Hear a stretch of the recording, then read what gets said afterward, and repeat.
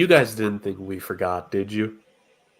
Look, yes, sometimes the show has spaces in between episodes, but we weren't taking two different sabbaticals in the span of a month and change, ladies and gentlemen. Welcome back, you beautiful humans, to the second episode of season 4 of the Sports Agents of Chaos podcast, the NFL podcast that has been sweeping YouTube and parts of Twitter and Facebook when we've been allowed to post on there over the last 3+ seasons, now going into season 4 of Talking the National Football League.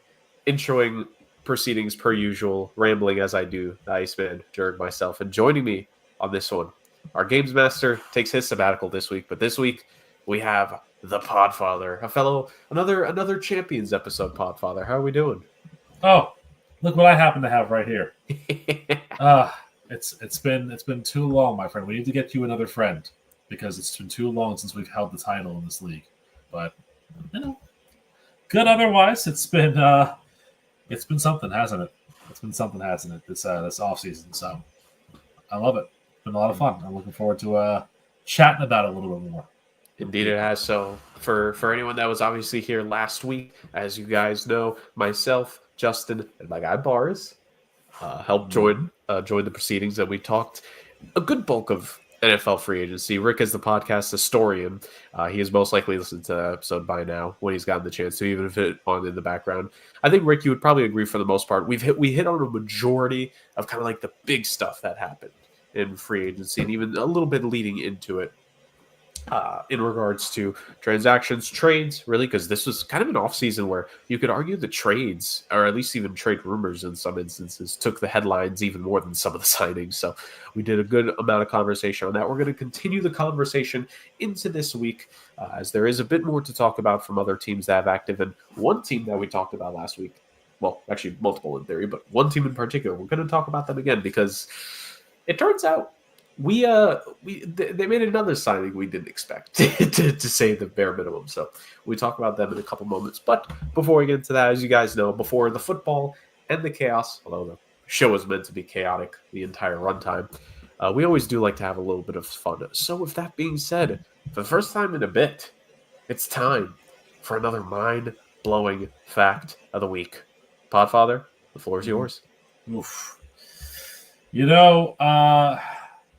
We're coming into a weird time in our season. You know that we have the draft's coming up, and we've got a lot of crossover in sports. I think you and I used to work in sports in the world of college, and you know about crossover season between winter and spring, fall and winter, and all of that.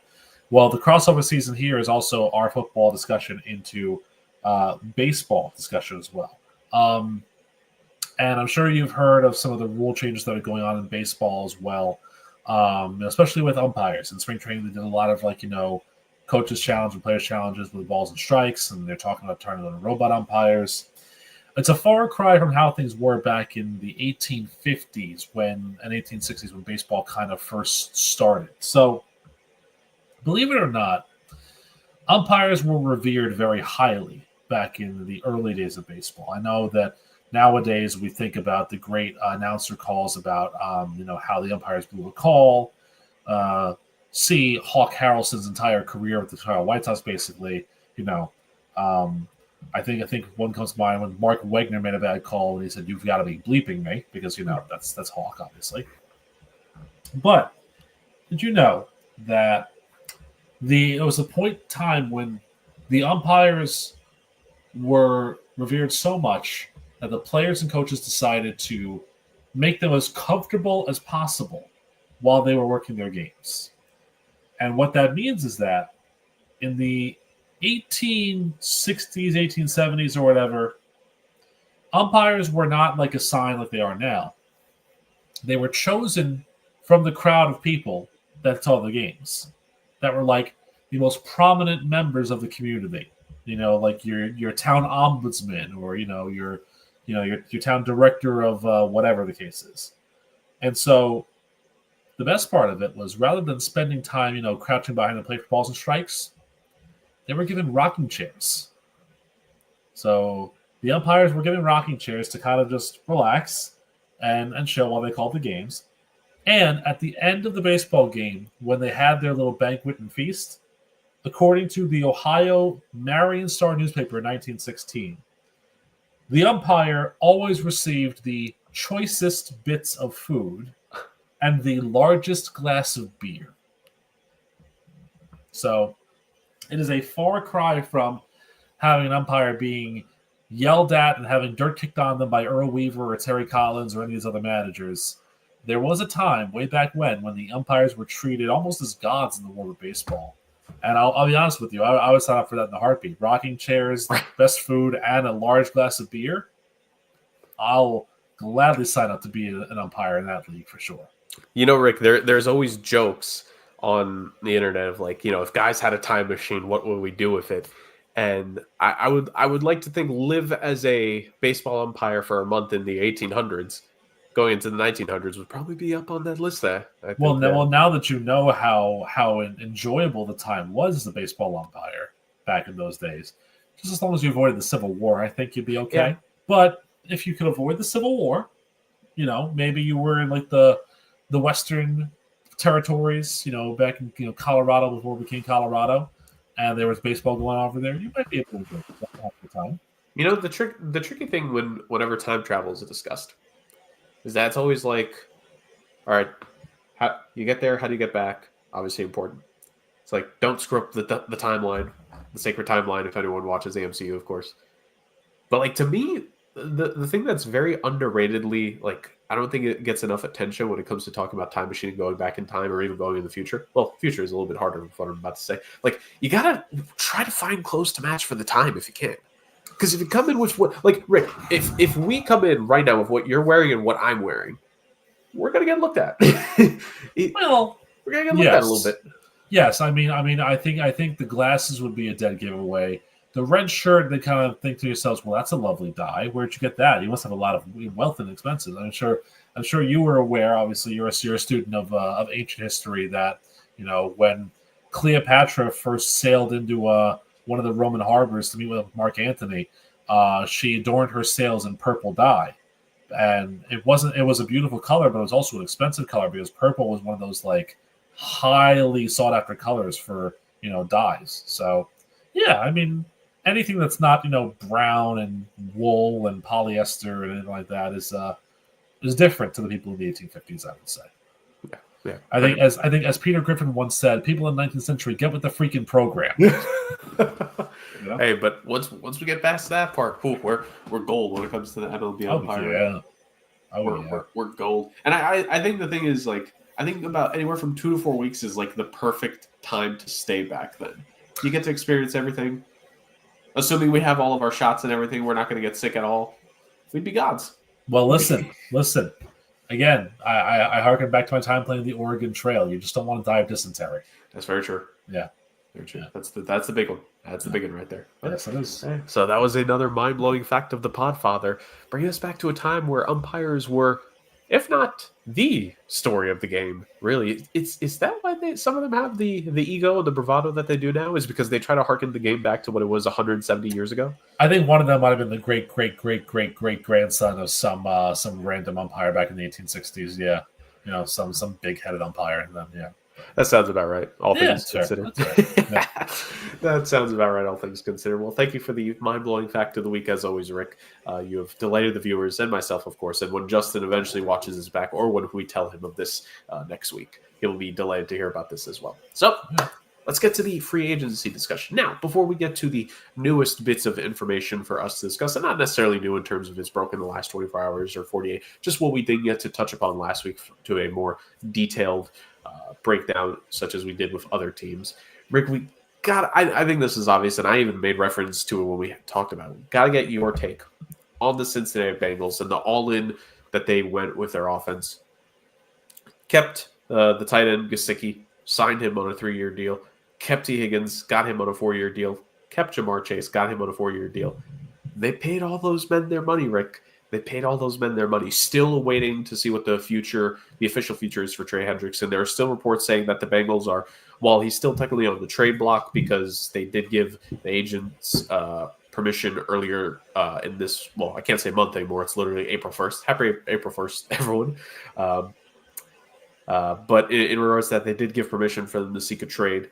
There is the reports now that they want to get a new long-term deal done. How are they going to do it? With what money? Ladies and gentlemen, say it with me now. The NFL salary cap is a social construct, so they'll find a way. But what did you make of just the approach? They're going all in on not even just offense in general, just like if you want to include Mike Gesicki, you could call it a core four that we know a certain team in another league we talk about a lot calls it, but the three-headed monster of Burrow, Chase, and Higgins. What do you make of the Bengals going all in and keeping their guys together? Somewhat surprising in a way that they decided to kind of eschew most of the defense for doing that. I mean, when you go through and look at the rest of the roster of guys that they lost, Akeem Davis-Gaither to the Cardinals, that's a big loss for them on the defensive side of things. Releasing Sheldon Rankins doesn't seem like that big of a deal, but Sam Hubbard retiring was a big surprise. If they can get Hendrickson signed, I think that'll work out for them. But I feel like the biggest thing that changed around two was that when the Bengals front office decided to let go of Lou Anarumo, that was the real harbinger of things to come, because that was the signal that, well, our defense isn't the priority anymore. We have all these great weapons, and let's give them the money that they deserve, and let's keep them here for a while. And I think Joe Burrow kind of working his contract so that he can keep his guys together is a big help too. But it's not just the guys you keep talking about too. You mentioned Gesicki, the 3-year, $25.5 million. T. Higgins is a big deal, 4 years, 115. Jamar Chase's extension for 161. It's all the other signings around them that work too. They kept Tanner Hudson, their backup tight end, to keep the continuity there for their running game, which, even though they lost Khalil Herbert, they added Samaje Perine from the Chiefs on a 2-year deal for $3.6 million. You mentioned, of course, that they lost Trent Brown. Well, they kept Cody Ford for 2 years, $6 million. So there's other signings that they've kept that have made sense. And, of course, let's not forget, they kept their punter and they kept their long snapper, which is very important in this day and age. So it's a lot of money being thrown around at players that are going to make big impacts. But it all makes sense at the end of the day, because it's all about keeping that Bengals team relevant and keeping them within that top tier. Because, the last couple of years, we've seen that the AFC North has just been dynamic all around. I mean, this year notwithstanding, because the Browns were not very good this year. Last year, they had 11 wins when they were surprised everybody. The Ravens consistently are one of the better teams that are in the conference. And the Steelers somehow always make it through. We know why. Friend of the show, Mike Tomlin. Every time. Doesn't matter who it is. At minimum, they'll be 8-1 or 9-8. Like, exactly. They'll never be below 500. Exactly. And so if you're Cincinnati and you're Zach Taylor, I think a lot of this too is also a case where part of it is look at the league. The league is now an offense-driven league. It's no longer the league of guys like Reggie White and Lawrence Taylor. It's no longer those guys. It's all about the offensive outputs, the offensive juggernauts. So if you're Cincinnati, you want to run the track meets instead of playing these low close-scoring defensive games. And I think that was the ammunition going into it was, well, we have to be at the top of the offense. We have to get the most yards, have to get the most points, have to score at will, and poor will, by the way, and then, make sure that every other team that we face can't keep up with us. I mean, Jamar Chase won the receiving triple crown this past year. And what did they do? They didn't make the playoffs. Yeah. What does it tell you? Like, if you can't make the playoffs with the receiving triple crown winner on your team, you got to make things better. Don't forget, you also have the sack leader and the passing yardage leader. You basically had everything next year. This is going to be very interesting. And that was basically our consensus last week. And I've used this saying a couple times from when I heard it many moons ago, because the saying, from what I've been told, was said by one of the founding fathers of this country.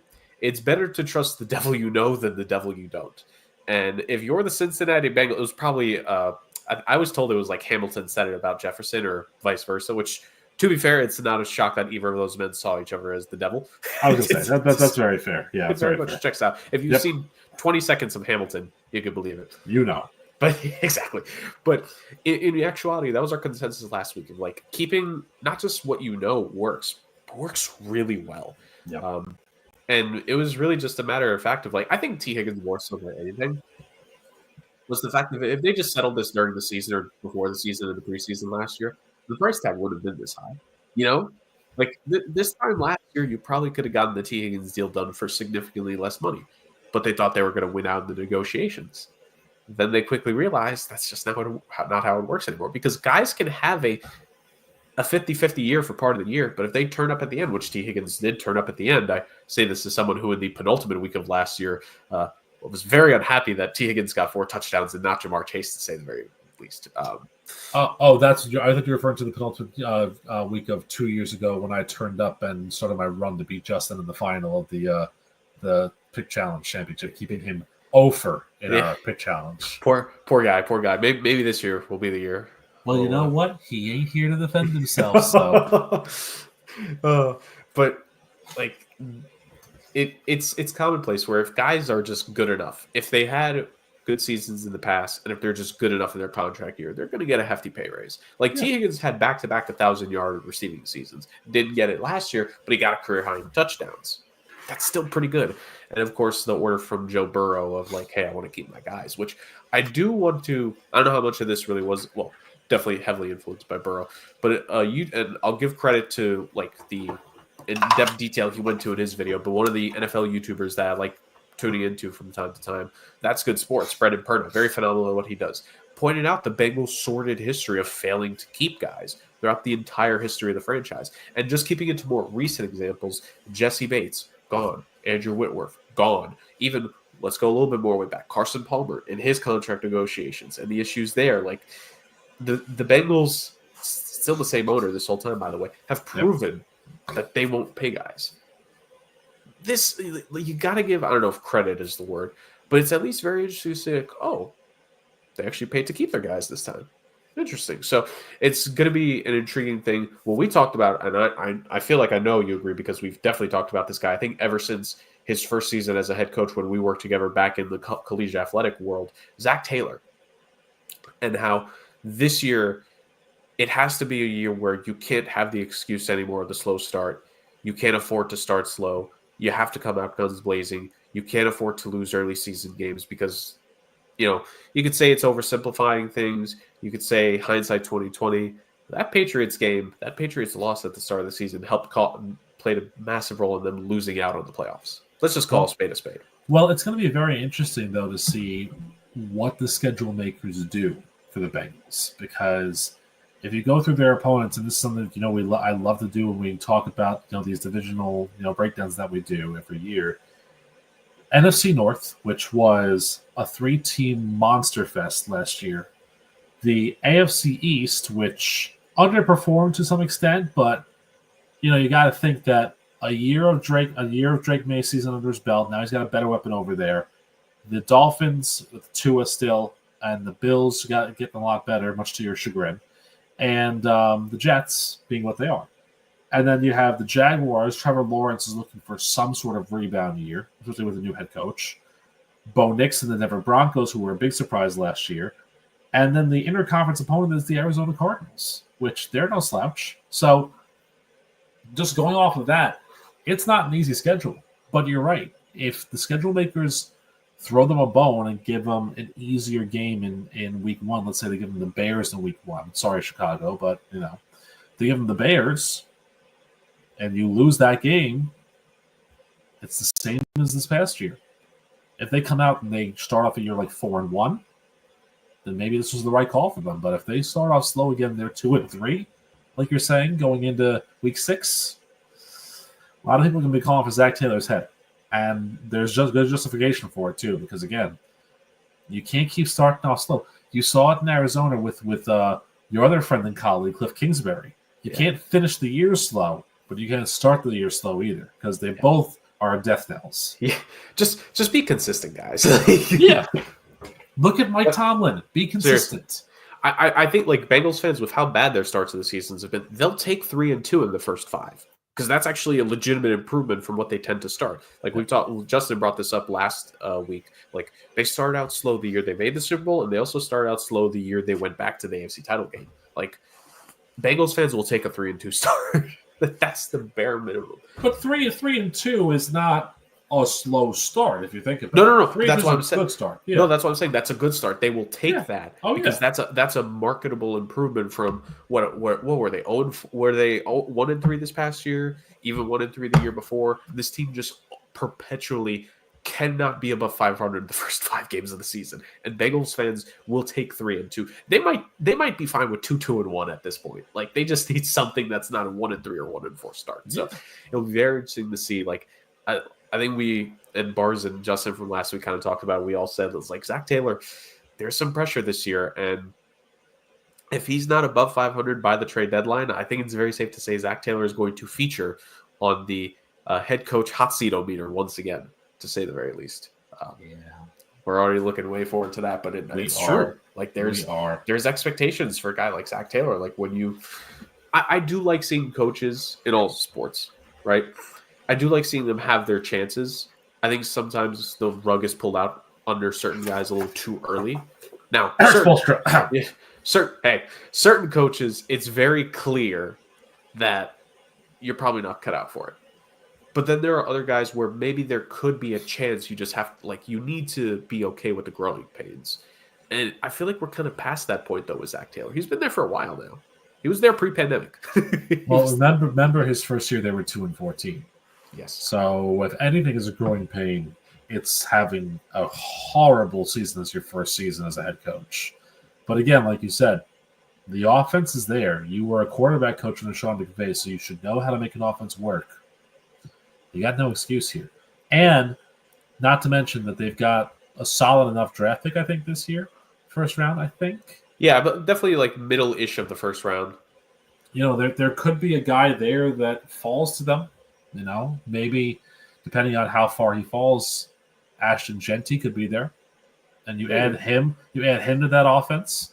Although I think realistically it could be like you want to talk about the importance of scouting for a team.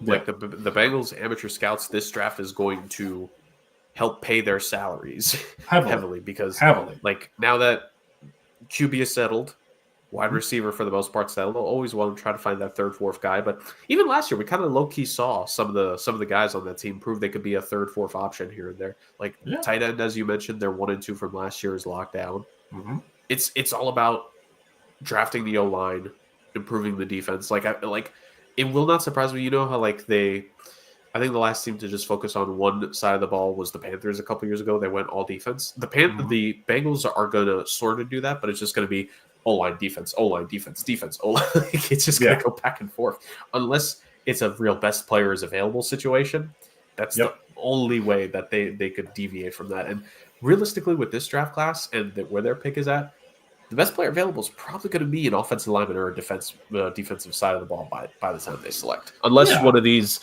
unless someone in the top 5 has like a massive issue pop up that we are unaware of here in the last couple of weeks. I think that's the conjecture of the draft is that you do see a lot of O-line or D-linemen there, but remember something that happened last year too when the quarterbacks went and then the Falcons got jumpy and went with Michael Penix. Sure. The Bengals could see Ashton Genty go, and they get jumpy, and there's Omarion Hampton, the running back from North Carolina there. He's the second best running back in this class, and he might not be a first-round talent, but, you get jumpy when you see somebody go and you get a little nervous, and you take the guy who you think is going to, that's help your team out. So that's true. Though you could also argue the case Chase Brown had a pretty good year last year for himself. Zach Moss still on the team, and you mentioned they bring back a guy who they had a couple years before he left, Samaje Perine. There's like you kind of talked about continuity at the tight ends. You could almost argue like the Bengals might just be fine with the running backs there as well. Sure. Just continuity. Sure. I mean, if you get a chance at the high upside guy, maybe it's if you get a chance to markedly improve the position, right? You have to consider taking it. And again, remember the mindset now that all these teams have. It's no longer about who's going to help you out in the short term, although that's part of it. What's also going to help is who can I get now to offset the loss of a guy who's going to let go in free agency because he's past his 4th year. Right, let go, or maybe you have to trade away. And speaking of which, that's perfect transition right there, Rick. Let's talk a little bit about the Texans offseason. We kind of delved into it because we talked about it from the Washington Commanders' perspective more so, the Laramie Tunsil trade between the Commanders and the Texans. The Commanders ended up sending 4 draft picks over to the Houston Texans in exchange for Laramie Tunsil. This was, we talked about a pre-show, Rick. This was a kind of, like a back and forth, like in a tennis match, right? Of what the Texans did. Now, this is not exactly chronological order, ladies and gentlemen, but just bear with me here. Trade away Larry Tunsil. Sign Cam Robinson. Trade Kenyon Green in a trade to the Philadelphia Eagles, which included CJGJ. Add another offensive lineman into the fold. They got Ingram from the Minnesota Vikings. Re-signed Derek Stingley. Re-up Daniil Hunter for a year. Let go of Stephon Diggs. Trade for Christian Kirk when he's about to get waived. Like this team just waffled back and forth so much. Once again, not exactly chronological order, but the people understand what I mean. They made changes to this team, to say the very least. Mm-hmm. After they won the AFC South, but they didn't win it in the way that you, Justin, and I were expecting them to win it in the preseason, right? As the upcoming preseason favorites. Kind of, well, they didn't fall out this time, but really, you could argue the last couple of years that's been the case with whoever's been winning the AFC South. It's like they win the division, then the next year is kind of like a disappointing year. This time, the Texans just kept won the division again rather than crash and burn out. Hello, Titans, Colts, and Jaguars. So at least the Texans were able to do that. But C.J. Stroud didn't really take too much of the leap that we expected. He had like the prototypical sophomore slump, really. Yeah. The offense regressed. Now, to be fair, like that's Stephon Diggs and Tank Dell and guys like that getting just brutal injuries to hurt. But it's also the insane regression of the play of the offensive line. And C.J. Stroud easily was way more sacked in year 2 than he was in year 1, right? So when you consider that, obviously it makes sense, like they want to make the changes. Now it's just about, did you make the right personnel decisions? So you don't have to go over every single little one, but just the philosophy of what the Texans did to make these sudden changes. Rick, what are your thoughts about the outlook, like the outlook that this team wants to have for 2025? Because obviously they want to win the division again. They're probably going to end up being favorites, if we're being honest. 3-4 months from now, when we get like the official lines, they're probably going to be the favorites to win it again. But they want to do more than just win the AFC South and be a one and done, or maybe get one playoff win and then fall to the eventual AFC champs. Like they don't want to do that. They want to improve. Do any of these moves really help them do that? Is the question. It's all about what happens on the field, man. I mean, with the Texans, it's always about what happens on the field. Now, they also, short of that linebacker core, the linebacking core, I think, was one of the areas of the defense where I worried about them the most, because Christian Harris was great. Tua was really good, but Azeez Al-Shaair was just a powder keg. So what did they do? They raided one of their rivals. They got EJ Speed from the Colts over the weekend for a year, which helps them because in 2 ways. A, gives them a linebacker that they can use on special teams and also can use in like 4 linebacker packages. And B, gets him away from trying to take down CJ Stroud every other play, you know? So that kind of helps out there too. Man, it's so different from 23 years ago, right? When this used and I can say that because we've been around on this earth for the entirety of the Texans franchise, and we've seen the bad years. The David Carr, getting sacked 81 times in a season to start off in the expansion era. The TJ Yates years. Drafting Mario Edwards and Jadeveon Clowney because they were the number 1 overall pick and they were not very good. We've seen a lot of these things happen. And to see where they are now is interesting because it actually shows they know how to play good football and know how to make good, solid football moves. Yeah. Well, they've also, you mentioned, I kind of mentioned with the offseason, it was back and forth. Like you mentioned the history of the team. The history of the team, when you think about it, is kind of built on the idea that they've gone through the peaks and valleys. It's just overall franchise. Like you mentioned, like David Carr. Yeah. And his selection, slight rise, but really down. But then they got Andre Johnson of it. And eventually they got to a point where it was that Matt Schaub, Andre Johnson, and Arian Foster trio, which, Arian Foster, NFL script comments aside, this is a pretty good team, right? Then, as you mentioned, kind of screwed up a couple first overall picks, but getting a J.J. Watt. It's very phenomenal selection. Yes. Unintentionally, maybe not unintentionally, but teams are always like, oh, we need to find the successor, right? They need the Andre Johnson successor. They drafted DeAndre Hopkins like it was nothing. They were able to scout him, do enough homework, looked at how they could help him develop, and they basically got their Andre Johnson successor without even trying to. Teams will go years with being unable to find a successor. They did that unintentionally while Andre Johnson was still there. Hopkins was a teammate with him for about a year or two before Andre Johnson ultimately left. So they did that. Drafting a quarterback who we make the jokes about him now, but Watson was at one point one of the promising 5 QBs of the future of this league when he was a Houston Texan, right? Yeah. Like we can't just ignore that. It's a fact. So they had him, and then you mentioned like, oh, okay, being a bad team, and then seemingly ruining their tank before David Tepper threw him a bone and helped them get CJ Stroud, right? So it's this franchise, Rick, is kind of built on the whole back and forth concept at this point. Here's the thing too that you think about a little more. When they had their great run in 2023 and they surprised everybody and they, went to the playoffs and they won the division that no one expected them to do. The next year when they did the same thing again, one of the big keys that changed, not in a good way, but in a bad way, was the fact that CJ Stroud was hit a lot more. He was sacked a lot more. He was sacked 52 times last season. And if you look at what the Texans did in the offseason last year, when it comes to their offensive line, wasn't a whole lot, honestly. The only things they did were they signed David Sharp from the Panthers for 2 years, and then they drafted Blake Fisher. Those are the only 2 O-line moves they made. They kept the same offensive line. They got a year older, maybe a year slower in some ways, and C.J. Stroud bore the brunt of it. He went from 38 sacks, and I know he played 2 less games in the regular season in 2023, to 52 last year. Just saying. They looked at what needed to be fixed, and they said, this is the area where we need to fix things. Let's get some new faces in here, new bodies in here to work with these guys, work with Fisher, work with Scruggs, work with these younger talents. Because maybe Tunsil lost a step, and they were able to give the Commanders him and get some pretty decent capital out of that. And again, Diggs being hurt kind of wasn't the answer, so maybe the SAOC number 1 wide receiver of all time, Christian Kirk, is going to be the answer for them over there.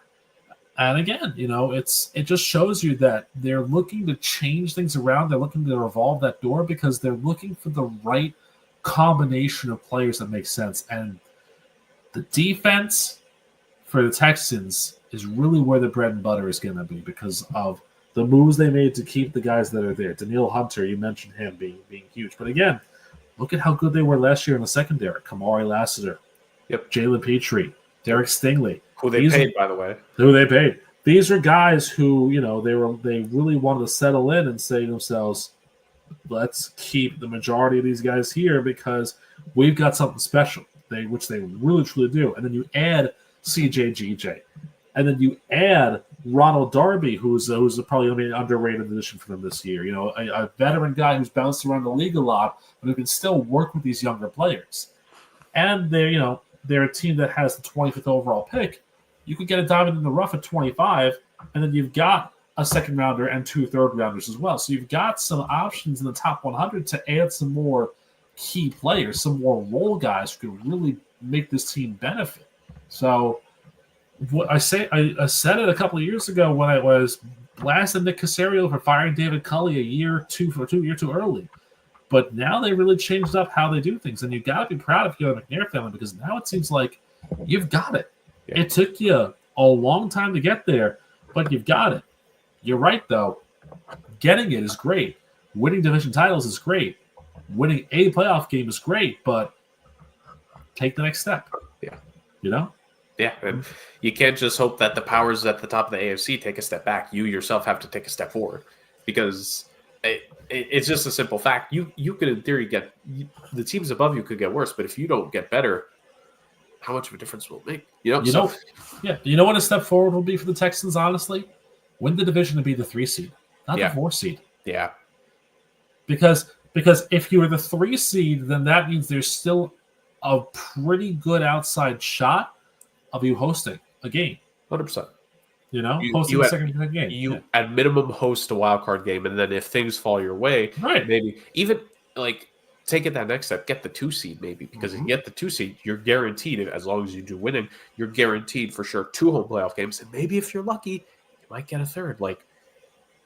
Shy of being the 1st seed, the 2nd and 3rd are the next best you get, obviously. Yeah. So. But that's the thing too that keeps the reason why I said that is because the AFC South for the longest time has been seen as the doormat of the AFC. So what's the best way to overcome that? Be the 3rd best division winner of the 4 divisions. It's so sad to think since Peyton left that division has basically just been they'll make it. Exactly. Oh, well, they're obligated to make it because they've made it fair enough for the divisions to have a champion. Yeah. But, most of the time it's like, oh, you guys are 9-7. Okay, great. Here's a nice 12-14 that'll kick your ass. Yep. Yeah, maybe you'll get lucky with a playoff win, circa the Jacks from a couple of years ago, right? Like, it's just one of those things where you're like, how did that happen? Yeah, exactly. So it's going to be interesting to say when it comes to what the Texans do in the draft, like you mentioned, especially with how they've been drafting in the first couple of rounds in the last few years.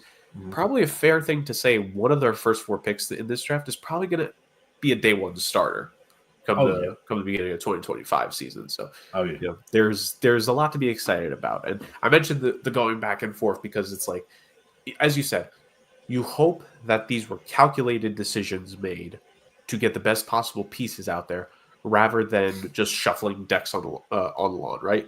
Or shuffling deck chairs on the lawn. Like that's what you hope this ends up being. So we'll ultimately see what it is. But like you said, I mean, we're not going to know for months at a time. We can only just speculate at the moment. But some interesting moves to say the very least. Texans is not the only AFC team adding, right, Rick? A former division rival for you at this point. Maybe they will be. Maybe this could be the team that you cheer for next season. You never know what the Wheel of Chaos will show, ladies and gentlemen. But the Podfather, will it be a Podfather Patriots run next year? Maybe. And what a time you would be joining, Rick, because the Patriots were one of, if not, I would argue, probably the most active team in this NFL offseason. Let me just run through these names that they signed. Like from, of course, we know this recently, Rick, the 3-year deal that they gave to Stephon Diggs, going to be the definitive number one, which he's always wanted, obviously, in all his situations. Well, Stephon, you can't complain anymore because you are going to be the guy. You're probably going to be targeted 25 times a game by Drake May and co. at this point. He's the number one receiver definitively in New England. They signed Marcus Epps to a 1-year deal. They add a little bit of depth alongside the O-line in the defensive side as well. K'Lavon Chason. They released David Andrews, which is one of those remnants of the past era of the team, which is not kind of a surprise to me. They sign a guy who, talk about a Super Bowl tax, Rick, Milton Williams gets signed by the Patriots. He was paid handsomely, 4 years, $104 million. Carlton Davis was signed to a 3-year, $60 million deal. He's going to be opposite alongside Christian Gonzalez in that absolute strong defensive backfield. Morgan Moses was signed on that offensive line. Robert Spillane in the linebacking core. Harold Landry, not a surprise that was going to happen. He was always going to follow Mike Vrabel when he was released by the Titans, no matter what. Austin Hooper was kept there. Austin Hooper, still in the league. He's been around for a while. Ages like a fine wine, does Austin Hooper. That's what. Yeah, basically, I promise you. I promise you. So many people right now, they have no idea how old Austin Hooper is. Before I get your definitive analysis here, Rick, real quick. Austin Hooper, how old is he? He's an October baby, just like myself. He's 30 years old. Attaboy. Yes, come on now. He's an October baby, just like the two of us. Austin Hooper, you are finally 30 years old after feeling like you were 30 for 5 years, it seems. But in all seriousness, Rick, let's consider. I know I named a bunch of names there, but the likes of Carlton Davis, Milton Williams, Stephon Diggs, the additions this team has made, Morgan Moses to help shore up a tackle spot. They haven't wasted time. They're trying to surround Drake May, both sides of the football, with weapons to help the team, and helping Mike Vrabel, defensive first guy, get a couple new pieces there. Harold Landry, not a new piece for him necessarily. This team is trying to build itself up. What do you think of this Patriots team, especially with the cutting of David Andrews, letting go of a guy who, they only gave him a year, but maybe this was the signal that this is truly a purged Patriots team, out with the remnants, the ideals of the old era.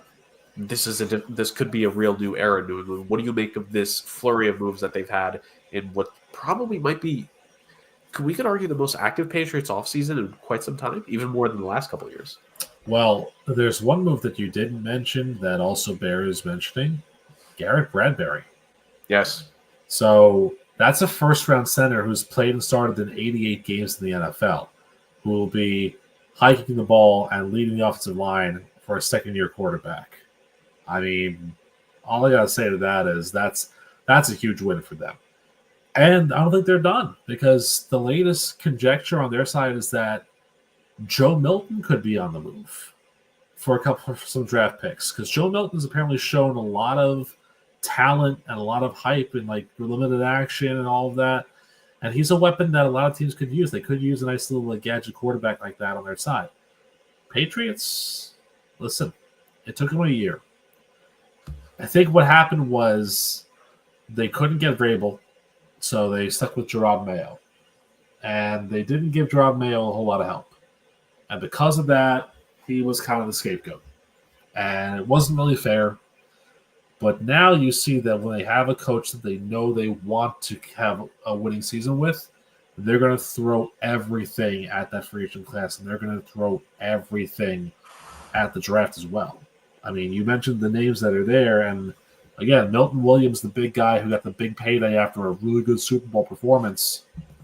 You just got to hope. See, you got to hope that it stays good and doesn't fall into the Gabe Davis / Malcolm Smith overreactions, which it could. Honestly, it very well could. But I'll tell you what, having Milton Williams on your team, it's a lot better than having some of the other guys that were there currently. You need stronger defensive linemen that are there, and he's going to be there with Christian Barmore, and Marcus Harris is there as well for them, so they're going to have a good side there.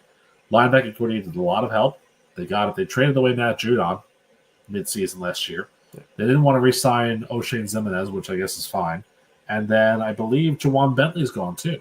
So They basically rebuilt that entire linebacking core with Spillane, Landry, Chason, these guys who are going to help out Christian Ellis. And then you mentioned the secondary. You put Carlton Davis there with Kyle Duggar, with Marcus Jones, with Marte Mapu, and the aforementioned Christian Gonzalez. I don't want to play this team. I don't want to be on the offense playing this team. I think the offense there does still need a little bit more. I think they can get a little more. They have the 4th overall pick, which leads me to thinking to myself, could you imagine having Stephon Diggs on one side, and then they draft a kid out of Arizona who's 6'5" on the other side, Ted McMillan? Like, I really am not facing this team if that's the case. Well, what would you also make of it if they get lucky? We're talking about maybe guys for some reason slip. If Travis Hunter falls to the Patriots at 4. I may be in my own camp here, but I'm not the biggest fan of Travis Hunter. I'm really not. Because two-way guys or multiple position guys in the NFL, there's not really a lot of credence for them doing well there. The latest example that I can think of was Jabril Peppers. Right. He was a linebacker / safety, but he wasn't good at either one of those things. Yeah. Travis Hunter's a good player, don't get me wrong, but I don't know if it's going to translate well. I mean, the Patriots don't need a corner, obviously, at this point. Right. So you have him as a wide receiver, but he was in Colorado, and it wasn't really, it's a whole thing. I mean, I'd rather go with a more established talent in a way. And even though McMillan was at Arizona, which is a lower school, at least he was one guy. But also, I value size over everything else for a wide receiver. Yeah. These corners are small and speedy. You get a 6'5" guy there who could be your home run ball threat. Done. Now, that's not saying Travis Hunter won't go high. It's just I don't know if I'm the Patriots. I don't know if I want to use the number 4 overall pick on that sort of a talent. And also, to be fair, I did mention it, he probably is not going to fall to them. It's probably a safe bet. I mean, we'll see what happens on this mock draft in a couple of weeks, but I would kind of be surprised if Travis Hunter falls at the top 3. He's probably someone's going to pick him. The question is, who of us has the Patriots? I forget. That would be me, good sir. Oh, well. It'll be an interesting decision to be made if either. Well, we'll get into the detail later, but there's certainly potential that he could fall, but he also may not fall. So we'll ultimately see what happens there. But no, in all seriousness, I'm kind of with you. Now you have carte blanche to an extent if you're the Patriots to be able to make use of that 4th overall pick, make use of all your draft picks this year. Just keep adding talent, right? And this is a Patriots team. Even in recent years, you got to give them a little bit of credit. You just mentioned Milton. He was a 6th-round pick. Yeah. Could you imagine they're able to trade him to a team for a 2nd? The return on an investment there is absurd. To say just don't trade him to the Eagles because Henry McKee deserves to be a backup quarterback in this league. Very true. But you're right. You're right. The ROI on that is huge. But again, it's a testament to the fact that in training, sprint, the preseason and the training and all of that, Milton is a guy who's got a lot of talent who probably should not have been a 6th-round pick, should have gone higher, but just fell because of age concerns and everything else. And again, teams don't need a quarterback, so he's going to fall away from them. So, but similar, we've got a couple of young quarterbacks here because I think Hendon Hooker is another guy that we've heard rumors and reports about this offseason. Like these older quarterbacks who, like you mentioned, age concerns. I think Hooker, between the two of them, Hooker was the one who got the injury in his final season in college, right? Yes. So a little injury concern, age concern, but they get drafted, and you just hear raving stories from them, from their two teams. They've developed, they've become valuable assets to the team with helping, just helping around, understanding playbooks, being talented, the natural skills they have. Like, it's kind of becoming a thing here, right? Like, especially with these two guys. It seems that this is becoming a new wave, which, I mean, look, I'm all for new blood always coming in and challenging, right? And I think you have a couple teams here that some shaky quarterback situations. Like, it's always nice to look at what's coming down the line, but look at what's already in the league as well, right? This is where pro scouting comes to an effect. And granted, you can't really send a pro scout for a backup quarterback. You don't. Listen. All I'm going to say is that the minute that Jordan Travis throws 5 touchdowns for the Jets in the game, Justin's going to call us and say, "I was right, you idiots." It's so true. Yeah, so true, to say the very least. Jordan Travis honestly could be a guy. He's a good dude. He's a good dude. And Justin Fields is there. Justin Fields is probably due to miss 2-3 games this season. Not by choice, but by just them like, "Now we're benching you," because or even maybe like his foot, like ankle a little sore, wrist is a little sore. It's like, let's just sit you for a little bit. Let's see. I mean, because Jordan Travis was 2 drafts ago at this point, right? Yes, he was. Yeah, he was this past draft. So no, this past one. Okay. But, so they've had him in the building for a year. Essentially, this was a redshirt year because he'd come off of that broken leg and everything. Right. But could you imagine Justin Fields being the guy that break the Jets' lack of playoff streak? Hey, you say whatever you want about him. That's approved. Build a statue. Build a statue. Build a statue that hopefully doesn't want to go back, get sent back to France one day. To say the very least. So, well, yeah, there you go. Yeah. I mentioned the Jets quarterback situation, Rick. We talked about the Jets quarterback, or at least we tried to talk about the Jets quarterback situation. Both Justin and Bars, just poo-pooed my, desire to talk about new signal callers in New York, which is very disappointing for me. Killing the show, guys. Thanks. Terrible. But let's go back to one of those teams at least here, Rick. I mean, we already sort of talked about one just now. Let's talk about the other one, Rick. I'm being nice calling it a conundrum. What are the Giants doing? So earlier in the offseason, let me be fair to the Giants. Let me list some of the other non-quarterback moves that this team has done in the offseason, okay? Like in terms of what they did, they signed Lil Jordan Humphrey. They signed him. They signed Javon Holland, who we didn't really talk about last week. I've been a fan of Javon Holland since his draft class. I actually like that signing for the Giants' defensive backfield. I think that's a pretty good signing, right? Chauncey Goldstein, they re-signed Darius Slayton. They signed Paulson and Debo away from the Saints, and they re-signed their punter. So that's big. Let's talk about the quarterback room. They re-signed Tommy the Paisan. They re-signed Tommy Cutlets. They keep him on a 1-year deal. Then, a bit of time later, they signed famous Jameis Winston, Rick. After they met with Joe Flacco, they met with Rodgers, they had Russ in the building, they had Jameis. They signed Jameis. So Jameis takes Saquon Barkley's advice. And it's like, you know what? The Giants are going to be fun. It's going to be exciting. Jameis, he has no problem with slinging it, especially with the LASIK and everything. Could be some fun times, right? And then Giants country, let's ride, because they signed Mr. Unlimited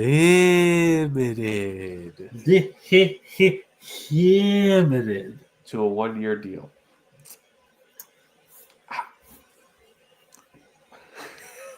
What the heck? Okay. So make sense of this for the people. The Giants have put themselves in a great position to not take a quarterback third, which here's the thing that Giants fans have to reconcile with, and we talked about this a lot of times in this past year. I've got a lot of friends that I've told this to, that I've kind of convinced them of. My father-in-law loves what was done. because of it. Cam Ward and Shedeur Sanders and Jackson Dart are not the answer for the Giants. Jackson Dart could be a good player. I think Cam Ward and Shedeur Sanders are just too overhyped at the moment. But quarterbacks are overhyped, obviously. That's how it goes. By re-signing DeVito, the Giants gave themselves a third stringer, just in case. By adding Winston, they gave themselves a good option at number 1, but more likely a backup. But the big thing that I think they did was they signed Winston to a 2-year deal, with Russell Wilson being on a 1-year deal, because they put themselves in a really good spot to have 2026 be their year to take a quarterback. Yep. Which is a much better class, I think, of guys that are coming out. Oh yeah. And so it's really tough to do this in New York. It really, truly is. But you have got to understand what you're playing for. What that long-term future is. The Giants in 2003, they were playing long-term. They were playing the long game. I think Kerry Collins was still their quarterback. They might have had somebody else back then, but they were not primed to win. They did not want to win. And so in that aspect, they knew, listen, Eli is there. Phillip Rivers is there. Obviously they wanted one over the other, but, they got their guy. And what did it do? It changed their franchise around, made them a generational quarterback. They won 2 Super Bowls. They were the talk of the town. Still are in some ways the talk of the town because the Jets are jokes in majority of ways. That's what you have to long-term game plan for. Now, again, sacrifices need to be made when you're talking about, going from one to the other. And I mean, look at what happened from 03 to 04. Jim Fossil got fired, right? From 03 because they were 4-12. What else happened from 03 to 04? Ernie Accorsi was still their GM, but he was on his way out anyways. And they hired Tom Coughlin. And Tom Coughlin came in with Eli Manning. That's what you have to do. Giants fans, you've got to do it that way. So take the lumps with Russell Wilson for what it is. You've got Jameis for 2 years. Jameis is going to be the most fun thing for the Giants all season long. And next year, when you get your young quarterback, Jameis will show on the ropes, because who better to show a number 1 guy, number 1 overall pick, how to survive in this league for as long as you need to, than a former number 1 pick who has survived in this league for a lot longer than I think we all anticipated. Yeah. So it's not the personnel that I think we would have anticipated them going for, but it's the right move if you're thinking long term. And I think in that aspect, the Giants, I think, need to look. Maybe they go Travis Hunter at 3. Maybe they do. But I think you have to reconcile with a couple of things. Number 1, even though you've got these new quarterbacks, your offensive line is still trash. Yeah, especially Revan Deal. So get a new offensive lineman. Get Membu from Missouri. Get Will Campbell from LSU. One of those guys. Or trade back. Stockpile picks. Yep. Do something different that allows you to have more people that you can work with. I think those are the best calls here. And again, it is so hard to do this in New York, but you're essentially sending Brian Dable and Joe Shane out to pasture. Yeah. Because you can't keep them after a bad year. Unless the Mara family is in on this plan and is willing to give them this much wide berth. Yeah, but the or maybe not both of them. Maybe at least Joe Shane. Maybe Joe Shane. Again, the Giants general manager does usually get a longer leash. Again, when Fossil was fired, of course he stayed. Gettleman stayed a lot longer than he needed to, I think, but he survived a bunch of coaching changes, I think it was. So maybe the GM gets a little more leash, but the thing is that this was Shane's guy. Dable and Shane were a package deal, and so you're telling Joe Shane you got to bring somebody else in here. I don't know if he's going to want to do that, but I think you made these moves with the understanding that maybe you'll get a couple surprises here and there. Maybe you'll get a few wins. You might not draft Arch Manning, depending on how bad you are, how good you are. But there's still a lot of other names that are going to come out in 2026 that are more worth the price of admission, I would say, than all of that. So, and for the love of God, do not draft Jalen Milroe. Will be good. Let me a site that I've definitely used in the past to help me prepare like my list of prospects in the previous mock drafts we've done is NFLDraftBuzz.com, right? Yep. Let me just name you the 5 quarterbacks that, as of now for 2026, they have listed from 5 up to 1. So number 5, they have the kid from LSU, Garrett Nussmeier, right? Seen a little bit of it so far. Should be very interesting to see. He could look in recent years, LSU quarterbacks have gotten bums in their draft years, right? Yeah. Could he join this trajectory? We'll see. Lenora Sellers from South Carolina, very interesting to have him as 4 right now. Again, this could be wildly changed this time next year, but he's number 4 for now. Drew Aller was a guy from Penn State, Rick, which we talked about very early in this process before he made the decision to stay. Honestly, I still think it's the right call. I think the kid does need it every year in college, to say the very least. Yeah, I agree. Definitely going to struggle with his last name. From Tennessee, Nico Iamaleava. Oh, that's the Iamaleava guy. Yeah. Iamaleava. So he's as of now, again, over a year in advance, he is the number 2 rated quarterback in his class. And then, of course, you just mentioned him. He's finally going to get his first full season of his career in college starting. 939 passing yards this past year, 9 touchdowns, 2 interceptions, 108 rushing yards, 4 rushing touchdown. Arch Manning. Yep. Is it not but destiny? Remember, Rick? Hold on. This is my Thanos. They called me a madman moment. I was too early with what I was saying. Because remember when I said the Texans shouldn't have drafted C.J. Stroud and should have considered taking something else and wait a year or so for a quarterback? Yep. I was a year too early, or 2 years too early with that, and I was in the wrong conference. But the concept is there. Don't take the quarterback. Build everything around and wait. And that is what the Giants, I think, are going to do. And I'm with you. It's extremely difficult to do this in New York. Yeah. But you got to do it. Because it is such an unpopular opinion. It really is. But here's the thing you have to take into account. When was the last time that a Core 4, Big 4 New York team won a title? The Giants, no? Giants 2011. Yep. It's been 14 years. New York's not that town anymore for sports. It pains me to say it, but it's the truth. New York, you have to accept that sometimes you got to go through the slumps in order to come out the other side.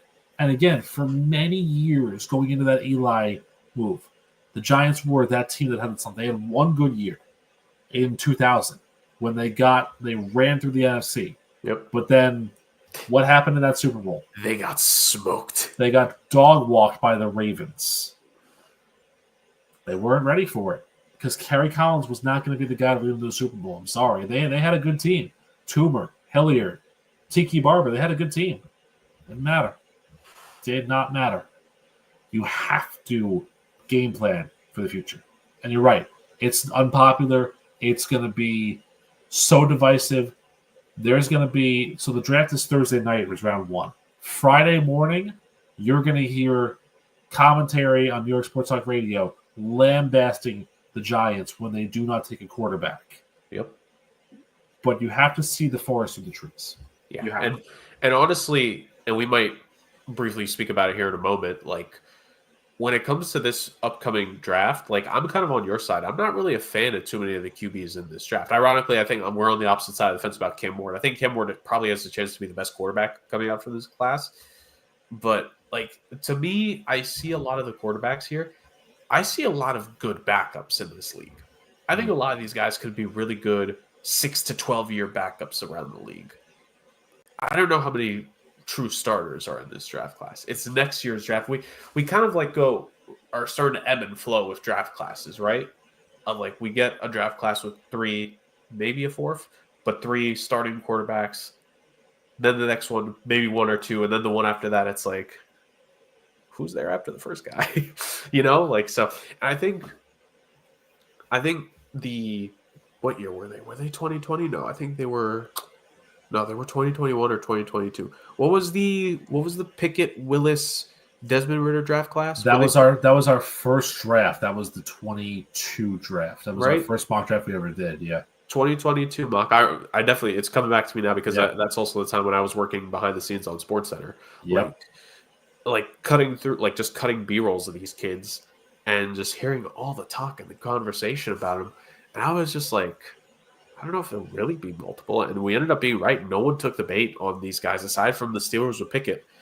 And you almost have to wonder if Pickett wasn't a Pittsburgh kid, does he even go in the first round? Yeah. Like, I think that's a legitimate conversation to have. And when was the last time we had a 0 first-round pick quarterback draft class? It's a long time. It's been a really long time. But again, that's the nature of the media firestorm that we always talk about is that it's a quarterback-driven league. Quarterback this, quarterback that, quarterback, and that's all on good. Then you watch the tape, and you're like, I get you need a quarterback, but you need one this badly at this high of a draft pick. My thing with Cam Ward isn't so much of a fact that, like, I don't think he's going to be good. I just think that he's a guy. He's a lot less raw than Anthony Richardson, but he plays the similar style that Anthony Richardson does. I think I said this a while ago. See, I know he can move, but I don't see Ward as like. I think Richardson needs to run to help facilitate. I don't think Cam Ward needs to. I don't mean it that way. What I mean is that they take a lot of chances. Okay. Richardson takes a lot of chances in running, but Ward takes a lot of chances in throwing. Okay. If you see some of the balls that he's thrown over his past year, you really think to yourself, well, that's definitely going to be intercepted in the pros. Like that's not a ball you should throw. And that's why I said a few weeks ago that Cam Ward plays a lot of hero ball. And what I mean by that is that he wants to basically be like the NFL street, blitz the league. He wants to be that type of a guy. And that's not going to translate well. It's just not. And I would also maybe argue, like, because it was Miami, like they kind of had him to be that, right? Like, sure. Miami, like we talk about long-term projects, right? Miami has spent the last quarter century trying to build itself back up into one of the top-tier programs in college football, college sports in general, but especially college football. And like they needed Cam Ward to do all that. Like I don't know if I necessarily want to put that on him because like he had, if not him, then what were they going to rely on to help them win games, right? Sure. My other thing too, my other reason for comparing Cam Ward to Anthony Richardson was because clearly the reason why Cam Ward sat out the second half of that bowl game was because he was tired, like Anthony Richardson was. Oh, the tiredness. Obviously. It'll never escape. Never. So there's that. But no, it should be very interesting to see what happens here with the Giants. But no, I think we're both in the same boat. I would love if try to schedule in our post-draft show if I could get Bars on to help discuss, what his thoughts are going to be on the Giants, to say the very least. One of our 2 post-draft shows, like it's going to be something to have Bars come on and a little bit talk about that. Should be fun time, to say the very least. Yeah, absolutely. So there's that. Rick, talk a little bit draft here. We'll talk about the draft here in a couple more moments. Let's finish out. For the most part, unless something unforeseen happens, this will be one of, if not, we know one certain player when he signs, we're going to talk about him. Remaining free agents in this free agency cycle, to say the very least, right? Let me start on the defensive side of the ball. Now, I'm going off of PFF's best available free agents by position, right? So I only have one name per one. If there are any names, if there's a name I don't list and you want to bring light to him, feel more than free. But here are just some of the names I'm seeing from their list. Matt Judon, who you brought up earlier, right? He is a free agent. Eric Kendricks, who signed last year on a one-year deal with the Cowboys, if I'm not mistaken, after balking on the 49ers. He is once again a free agent. Kazir White is a free agent. He's been around a couple teams now for the last few seasons for himself. Calais Campbell, the forever guy that he is. He just got signed. Did he? Oh, so Arizona. This needs to be updated. Oh, that's actually nice. That's nice. No, it's good. That one I really like because Calais Campbell's a really good teammate and a really good ambassador for the game. And to go back to Arizona where he started is just a great story for him. I hope he does well over there. Absolutely. And realistically, like that room needs like a guy like a Calais Campbell. They need a couple guys like that. Just traveled. He's been through the league. He's seen good teams. He's seen bad teams. He's seen good Arizona teams. Like, if anything, he could be that liaison for the squad for the year. That's actually you give a lot of credits to Arizona there. So there's that off the list. Update your site, PFF. But looking at the secondary, right? Rasul Douglas is a free agent. He's been on a couple decent teams the last few years with the Bills and Packers, right? Mike Hilton, he's a proven star in this league. I feel like he's going to get nabbed up here very soon enough. It's Julian Blackmon and Justin Simmons are their two listed safeties. This guy, Rick, Asante Samuel Jr. Remember when he was drafted? Remember how old we felt when he was drafted? But he's had his moments in his career, but he had a really rough injury. I think it was his shoulder this past season that knocked him out for a majority of the 2024 campaign. His free agency now, former second-round pick. It was a pretty early second-round pick, if I'm not mistaken. Like, he's shown the flashes in this league. He's talented. I got to imagine part of it is the shoulder this year. Like, I listed a bunch of names there. Maybe we could just talk about Asante Samuel Jr. briefly because he probably is one of the bigger names left. I have Matthew Judon probably the next. Like, what teams, Rick, across the landscape could we see like guys like this signing for? And even we bring in Justin Simmons as well and Mike Hughes, like a lot of guys who've played a lot of football, played good football. What kinds of teams do you think are going to be signing some of these guys? Or maybe if there's something out of nowhere, because the Cardinals signing Calais Campbell, like, they're not winning the Super Bowl, but obviously there's a lot of more to it than just what the record of the team this next season will be for that signing. So I think what you have to look at teams where they're going to contribute in ways that are different from how you think. They're going to contribute in ways that are a little bit less like impact players in day one. Because when you get to this part of free agency, you're not going to get a guy who's going to be your impact star day one because they're already gone by now. So when I look at Asante Samuel, I see a boom or bust type of quarterback. Like, he's going to go for the big play and he's going to get burned trying it, or he's going to convert on it. And a spot that I think really works for him is a spot that I saw some pundits picking Rasul Douglas to go to. And I do like Rasul Douglas going here as well, but I think that when you pair Asante Samuel with the two top corners on this team, the youth that's there creates a whole different dynamic. And that would be Seattle. You put Asante Samuel with Reek Woolen and Devin Witherspoon, I'm sorry, but I'm not throwing against that group at all. I've seen other fits. Carolina needs an opposite J.C. Horn.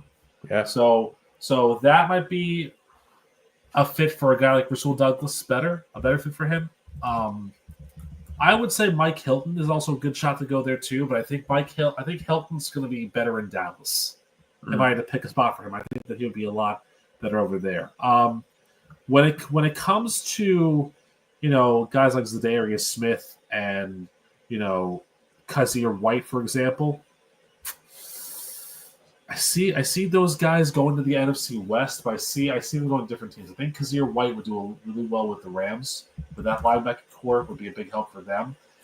And a lot of it comes down to what the Bengals do with Trey Hendrickson.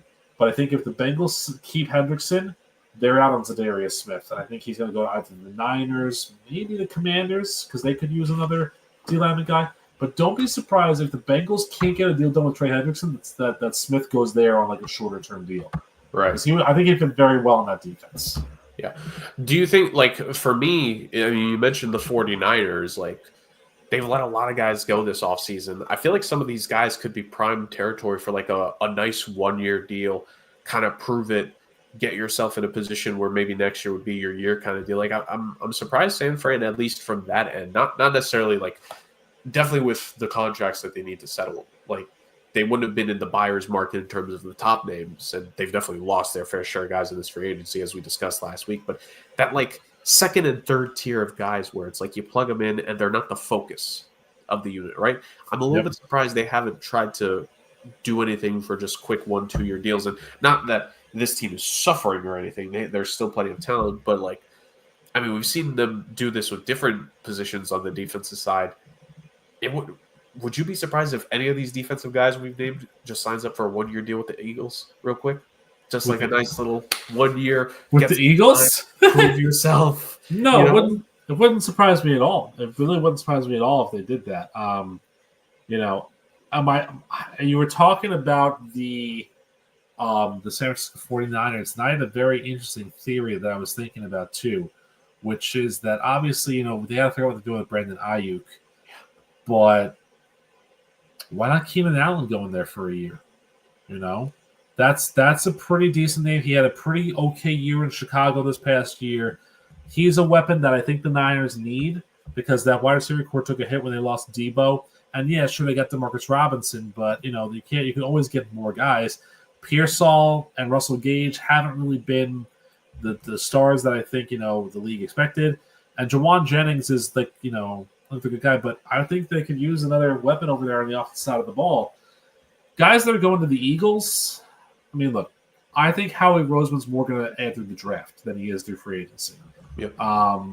So I think that you could see them kind of go there and maybe try and replace, Milton Williams and all of that. But I don't know, man. I think the Eagles are pretty set in their ways. They know what they're looking to do. They know what they want to do. And what they've done, what's really worked for them, has been, going through the draft and being able to do that. But again, they got their main guy. They got Zach Bonner signed. That's their main core. You could get away with losing Josh Sweat for the years they did and Milton Williams for the years that they did. When you bring in other guys they have, like, a quick 1-year deal for Adoree Jackson and Azeez Ojulari. Yep. And again, all you got to do is look at the fact that this is the team that was built through that draft with guys like Ringo and Smith and Carter and Blankenship and Cooper DeJean. That's where they're going to go. Yep, DeJean and Mitchell are going to get massive roles this season. Big time. Not to mention the fact, too, that they also, I think late last year was that they added Lewis Seen, who was signed, from the Bills, who was 32nd overall pick in, whatever draft he was in the Vikings. So they know where they want to go, and they know what they want to do. And I think the free agents that are left don't really fit into their game plan, whereas, they're going to find a way. I think they're going to find a way to move up in the draft a couple spots in the first round. I think they're going to have a 32nd. They're going to move to like 25 or 26 because they're going to fall in love with a guy and they're going to take a guy. I think Howie Roseman's shrewd enough to be able to do that. Maybe they mortgage 32 and 64 to get a little higher up and get a guy they really truly want. But I think that's where they go instead of trying to build a free agency because that's just Howie Roseman's game, man. And it's annoying, but that's what they do. Well, I think I know one guy they're probably going to draft with one of their mid-round picks. Is he just a Georgia guy? Trevor Etienne. They lost Kenneth Gainwell. I'm just saying. Yeah, well, except they added A.J. Dillon as well. But different play styles. There's always room. Yeah, I know. They added A.J. Dillon. They still have Shipley, the Clemson kid. So, they still got a bunch of other guys there. But I don't disagree with you. I think that would be a good spot for them to go to. I think another thing they could also do at 32 is find no lineman because not so much for your boy, Cam Jurgens, but I mean, Lane Johnson's still on this team and he's, 41 now or something like that? Yeah, he's not that old. Well, it feels like he's 41. He's 34, which for an old lineman is like 39. I mean, Well, Jason Peters played until his 40s, using your math, close to 50, so. Exactly. No, but we'll see. I mean, if you're the Eagles, this year's first-round pick, the kid doesn't need to play for a year or two. No. Let him develop. Which, if we're being honest, some of these picks, we make the joke about the Georgia stuff, but, some of these Georgia guys, Nakobe Dean, they sat for at least a year, right? They didn't play right away, and honestly, it's probably better that they didn't play right away, all things considered. So, right. It's or, if they played very sparingly. Who was it? Jordan Davis, the kid they took in 2022 in the first round. Yeah. Rotational player. He only had 18 tackles to end the season. Look where he is now, Yeah. It's the definition of, draft smart. And understand, the Eagles are in such a unique position where, the first 3 picks that they make this year, these kids may not see the field this year. That's perfectly fine. You let them marinate. When you clinch the division by week 15, let them play in week 16, 17, 18. Start to get some more real game tape on them. That's what they're all about. this Eagles team, Howie Roseman is legitimately, I think, across sports. You look at the big four North American leagues. Is he not one of the top 10 GMs in all four in the big four leagues right now? I'd go top 5. Yeah, probably. I'd go Honestly, top 5. Yeah, I mean, I like can't even really before the Super Bowl, when like he Yeah. just knows how to do this. He knows how to cycle things. He was not afraid to get off Carson Wentz's contract. Yeah, He got pummeled for that. Let's of let's course not he did. forget he got pummeled for that, but he made good on it. Yeah, Like he knows what he's doing. He he does. literally knows what he's doing. Let's go to the offense real quick, Rick, because you made a mention of Keenan Allen. Keenan Allen, Amari Cooper, J.K. Dobbins, very valuable skill position players right there that are available. Will Hernandez and David Andrews, Brendan Scherf, all guys who have started playing games in this league. Joe Noteboom, like so many of these guys are going to get signed in the coming weeks, to say the very least. There's definitely space for them on NFL rosters still, I would feel. Aaron Rodgers is free agent. We'll talk about him to say the very least. Real quick, gut feeling, Rick. Well, I don't even know gut feeling. How about this? Let's say hypothetically, Rick, the Steelers lose interest in Rodgers. They no longer want to sign him. Do you think he retires? No, because it's not to Pittsburgh. Where does he go at that point? I don't think he retires. I think what happens is I think he sits out a year, or I think he kind of just works on like his own stuff. Like maybe he'll factor in to be like, I would say a Pac-12 commentator, but the Pac-12 is dead. So, maybe he'll get like some kind of, he'll do like what Matt Ryan and Philip Rivers did for a year. Like he'll go be like a commentator for a year or something like that. He'll go because no question in my mind, he'll get something like that. Or maybe he'll go be like an assistant coach somewhere else, or like a volunteer system or something like that. But I think a lot of it, I think, is also a case of stubbornness, if anything else. Like, and this is kind of the thing that I'm sad for Aaron Rodgers about, which this is how you know it's cast after dark. I'm showing empathy for Aaron Rodgers. I am kind of sad in a way that, like, this is how the career is ending for him, It ended with a whimper. He had one good last game and a meaningless game that didn't matter. It's not like he went out on top or he went out guns blazing in a loss in a title game, or anything like that. The game didn't really matter. He was playing for stat padding and, like, fine. But, yeah, if the Steelers don't sign – well, look at it two ways. If the Steelers don't sign Aaron Rodgers or they don't make the overtures, because literally that's the 1-1 left, what did you do if you're Pittsburgh? Yeah. I saw something. I wish I had saved the post, but it's like every year since Big Ben has retired, they have completely changed and shuffled around the quarterback room. Yeah. Right? Because it was after Big Ben retired, you drafted Pickett hoping he would be the guy. Very much not the guy. Like, Trubisky had his spell. Don't forget the Mitch Trubisky days with the Pittsburgh Steelers. Yeah. Mason Rudolph is back. It was Russell Wilson and Justin Fields last year. It's not been easy times, to say the very least, in Pittsburgh and trying to figure out this position. And look, this is a team you talk about. How willing are you to trade up and various things of that nature? Like, are we gonna see? Are we going to see the Pittsburgh Steelers be bold and trade up for a quarterback this year? No, we're not. We're not going to see that. But no, like, at some point, what do you?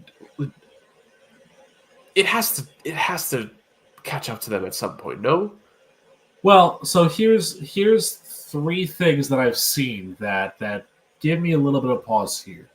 Obviously, number one is the Aaron Rodgers thing. We're not quite sure how they feel about that. Number two is the conjecture that they're actually really comfortable with Mason Rudolph as their starting quarterback, which I don't know if that's a lie or not, but the guy does know the offense well enough. So in theory, it could work. But here's the interesting third part that I saw. You're talking about them moving up. What about they move out of the first round entirely? See, there's discussion about this that I just saw that is a very interesting rumor, but I have no, salt for it. If Daniel Jones wins the starting spot in Indy, Anthony Richardson could be on the block. Ooh, it's very true. Steelers could make a move and trade a first-round pick to get Anthony Richardson, and then try and have him be a reclamation project in a way. So what that might be the thing is that they look for somebody who loses the starting quarterback job, and in that case it's like, well, we need a starting quarterback. We'll trade for you. Come here and play for us for a couple of years. What about, we mentioned them earlier in the episode, Hooker or Milton? Neither one's a bad option for them, I think. I feel like, the thing too is that I feel like they're also a team that, to use something that very well, they're owned by a con. Yeah. They don't learn from their mistakes. So what they could do is they could overdraft a quarterback, like a Jackson Dart if he falls to them, if he's a 21, or like a Milrow. They could overdraft one of those guys, thinking that's the answer. And again, the funny thing is, somehow it would work because this is the Steelers. Well, we say somehow it'll work, but at some point, like, being one and done again, like, are they just content with that? Like, this is one of the NFL's legacy franchises. Like, look, I know there's still a very long gap for it to reach this point, but we're coming on 15 years. Are we not? No, it'll be longer since the last time they won a Super Bowl. Like, we're slowly approaching the 2-decade mark. It's like at some point. At some point. But there is, because what's it called? Oh, what did I just hear? Is TJ Watt not going to be entering a contract year? He might be, yeah. I think so. But if TJ Watt chooses to leave this team, I'm not going to say the word, but FUCK, tell him I said hi. You're going to be screwed if TJ Watt chooses to leave this team. I don't care what the record was in the previous years when he's gotten hurt and he's come back. If TJ Watt is sick of this and chooses to leave, which, by the way, there's precedent in that family for leaving the team that drafted them after some injuries and the quarterback situation going from to eh. Like, come on now. If you make the wrong choices that cost you TJ Watt this time next year, I don't know how anyone in that organization front office should be allowed to keep their job. See, but this is the same front office organization that let Ducky Hodges start 8 games in 2019. Quack. Exactly. Quack. Exactly. Never forget why I annoyed you with that. So whenever you think that the Steelers can't go any lower, just remember that in 2019, Mason Rudolph started 8 games and Ducky Hodges started 6 of them, I should say 6. But this is a team that also had Landry Jones start a couple games. Oh, God, this is a team. Should I continue with bad quarterback names so we have some fun?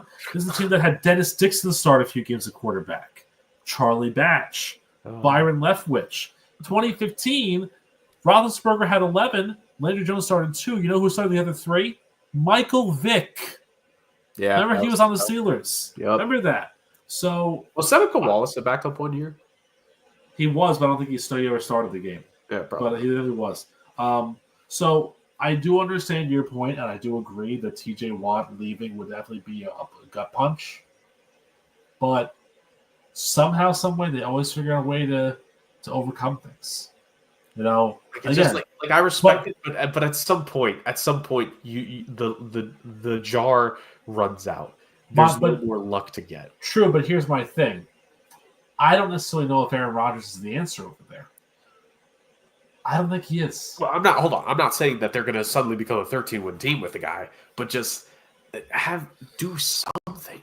Because here's the thing: you saying you bring in Mason Rudolph, and that means he's at least familiar with the offense. That throws up a red flag to me because there is no way that team should still be the same offense after several years with Mason Rudolph not being there. He hasn't been a Steeler for a couple of years. Well, I mean, they also have Skylar Thompson, so it could be worse.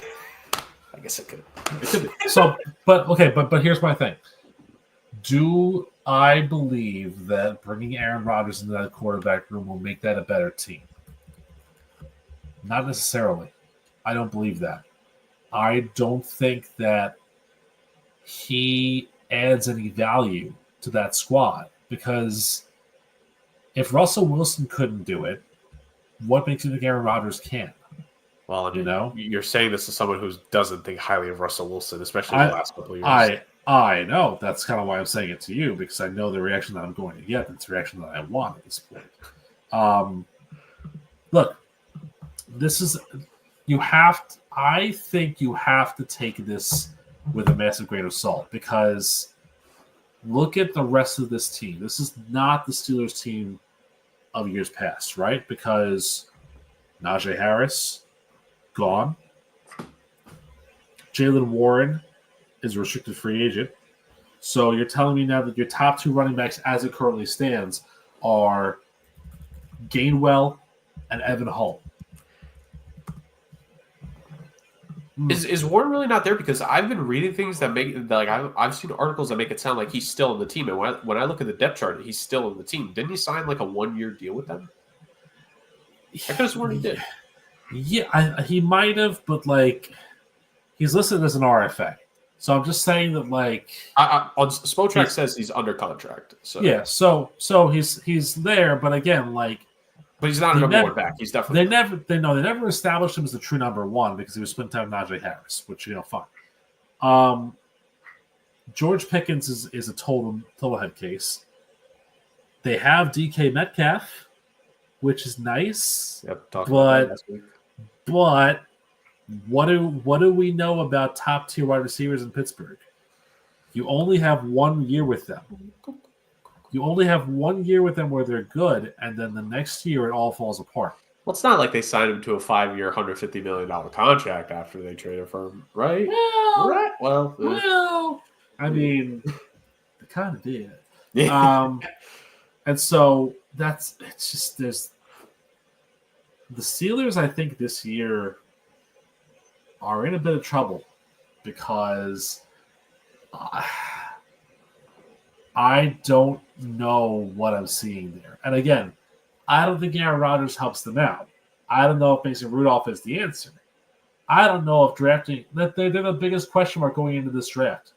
I don't know what the answer is for them, and I don't even think they know what the answer is for them. I mean, I feel like we kind of talked about like you had some success with Justin Fields last year. Like, I would rather the Steelers take a shot in the dark at one of the backup QBs around the league, especially the two that we've talked about.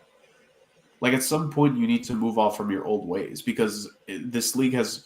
We don't even need to look that far back to know that the league will pass you by. It happened to Bill Belichick. I'm sorry, if the league will pass Bill Belichick by, I love Mike Tomlin. I know he's not making the player personnel decisions. I love Mike Tomlin, but there's no excuse. If the league can pass Bill Belichick guy, you are not immune whatsoever. You are not immune. So if you're the Pittsburgh Steelers, maybe doing something a little bit different has to be the answer for the quarterback situation there. Well, there is one other nuclear option that I don't think we've discussed really, and that Cousins. Yeah. I mean, but you don't think they would have traded for him already, though? I don't know. That's the thing. See, I almost want to say that no, because then you'd have to rely on paying him. I feel like they're trying to do something that would be a trade for him where Atlanta also pays a majority of the salary that they resigned him for. Well, did they wasn't there I could have sworn, was there not a date that if he wasn't traded by, they would pay a chunk of his bonus for this season in advance, so that at least for this year you don't owe him? Because like this happens as hockey fans, this happens a lot with like guys. Like one of the reasons why players are extremely valuable at the trade deadline is because by that point of the season, not just salary, but so much of like the guys' bonuses have been paid for that given year. You're basically paying them essentially a couple tens of maybe some hundreds of K at most to have them on your team for the next 2.5 months. Like, if maybe I'm misremembering, but if hypothetically there was that bonus for Cousins and the time has already passed for it, like you could buy low on him just at least 2025 and see what happens. You're not going to get Atlanta to pay off 2 years after 2025. That I don't think that'll happen, but at least for 2025, if you could get it at a reduced price, is it just that waiting game? Are we still waiting for that to be the case? Like, to be fair, negotiations can very much take a while. Yeah, of course. Nothing's built in a day. Can. So, No. like, we very much could be right. This time next week, Kirk Cousins could be in the black and gold. But it's almost like I feel like we would have heard a rumbling, no? Like, because let's be real, the Steelers, they're not the tightest of lips. Like, sometimes things do skim a little bit from the organization, at least the idea of it. Yeah. Well, so then maybe it's not Cousins that's the answer, but maybe they're.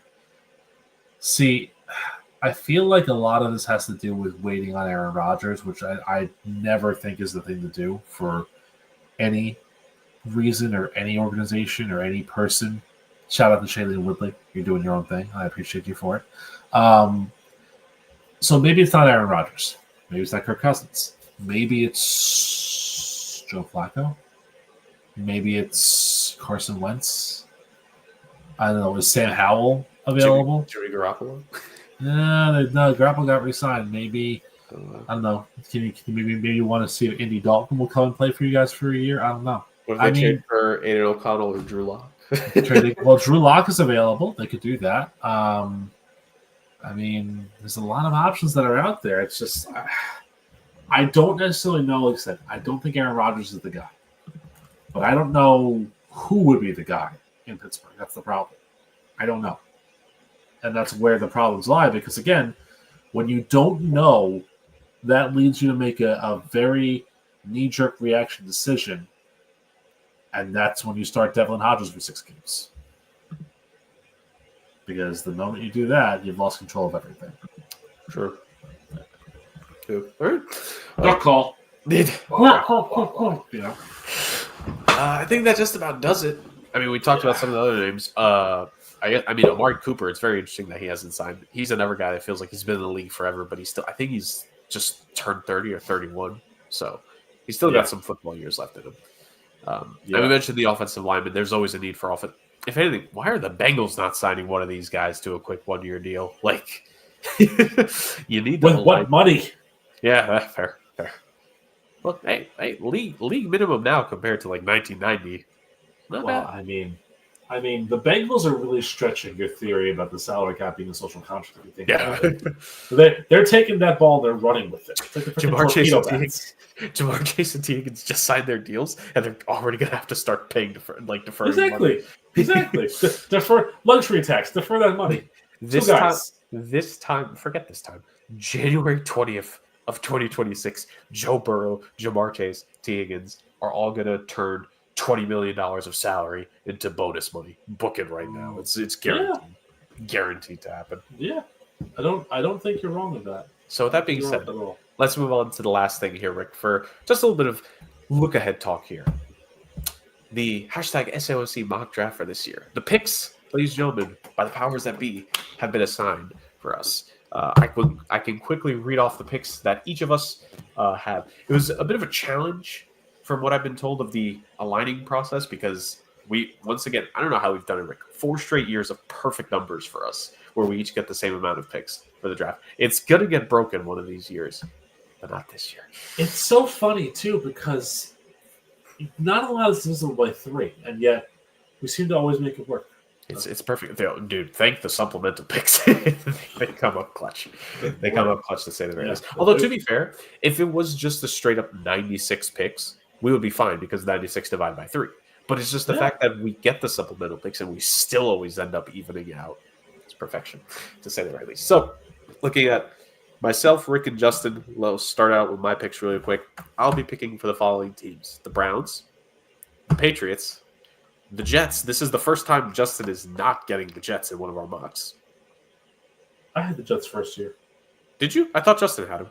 No. That was me because Justin yelled at me for picking Sauce Gardner and Kyle Hamilton in the same first round, which I will tell you would have been a really good pick. On how they're doing this year. To be fair, that Sauce Gardner selection slapped. Still. So, second non-Justin pick then. I have the 49ers, so I have a challenge with that. the Atlanta Falcons, the Bengals. I wonder where I'll boy. go for my picks. It's available. The Buccaneers. Yep. The Packers. Yep. The Rams. Yep. The Vikings. Yep. And what did I just mention? Who was I mentioning before? The Eagles. Good for Those are you. my picks. Fly, Eagles, fly. You have the Titans. Which means not the number one overall pick again. The Jaguars. Wow. The Saints. Okay. The Bears. The Miami Dolphins. You just hate me, don't you? God. Okay. All right. Powers that be. The Cardinals. Okay, I can do it. Work with that. The Steelers. Ooh. Okay. There you go. The Chargers. Uh-huh. The Houston Texans.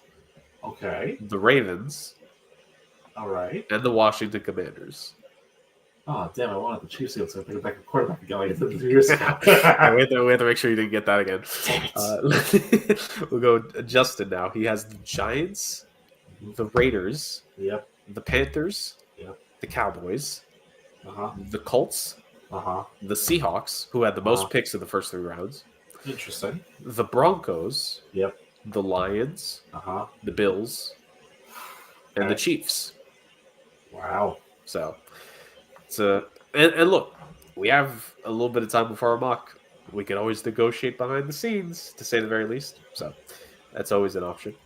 So theoretically, I'm on the clock, and now I really have to figure out. See, because technically last year I did break our trend of, although I really should have picked Jaden Daniels number 1 because it would have kept the trend going, if you think about it. True. Because in the first year that we did it, I think Justin had the first pick. Yep. And I think he picked Aiden Hutchinson. Yep. Which was the pick that should have been picked over Trevon Walker. Yep. Then 2 years ago, David Tepper gave you a gift. Seriously. You picked C.J. Stroud, number 1, which would have been a big hit for Carolina. And then last year, because Caleb Williams was the consensus number 1, and I really didn't want to be contrarian, even though I should have been, I went that way. I should have gone with Jaden Daniels because that would have been 3 years in a row that we would have picked the actual number 1 guy. Yeah. But, So, that's my question. Do I go Cam Ward at number 1 like everyone's saying, or do I actually try and hit on who will be the best actual player for this draft? Ooh. What kickers are available this year in the draft? I got to figure that out. So it should be very interesting to see in a couple weeks' time. We will do the mock draft before the NFL draft, ladies and gentlemen. We need to fully plan it out, but I think we're going to do at least one more episode before we do our mock draft. Yeah. So we'll have probably. that panned out. But it'll be very interesting to see where we do go. Again, I wasn't joking. If any of the 3 of us, if we wanted to negotiate a pick swap for a team or 2, as long as it's an equal amount going both ways, so that requires multiple teams. Like if Justin wants to trade the Seahawks off, that's 5 picks. He needs to trade 1 3 pick and 1 2 pick from either of us for that to work, right? So that is one, and to an extent, like kind of position in the draft matters as well. So, like, I'm very much open. Like, it is open season on that for us behind the scenes, and the people will be updated on that if it happens by next episode or whenever we end up doing the mock draft. You'll get the updated draft order, ladies and gentlemen. But no, that is that's going to be the mock draft, our 4th mock draft that we're doing, Rick. Very excited. I think. I remember from year 2, year 3. I think we've been more efficient the last couple of years. Like each year we've done the mock, we've got more efficient. I don't know if we'll have a technically shorter runtime this year than last year, but I do like to think that we will be able to up the efficiency of our selections. I think we'll definitely be a lot better than we've been in years past. I just think for my money, the one thing that we have to do is refigure out what site we're using, because the site Justin found last year, which was great, only let us pick up to pick 99. Didn't let us go to pick 100. Well, that was sort of a hiccup with me because pre the mock, I set it up through round 3. So what we could do, although it wasn't the worst thing because it technically did give a draft recap after, but what we can simply do is if we want to, we could maybe you and I can run like a practice of it one of these times where it's not that we pick every single team, but we just strictly pick who the last pick of the 3rd round is, like select for them.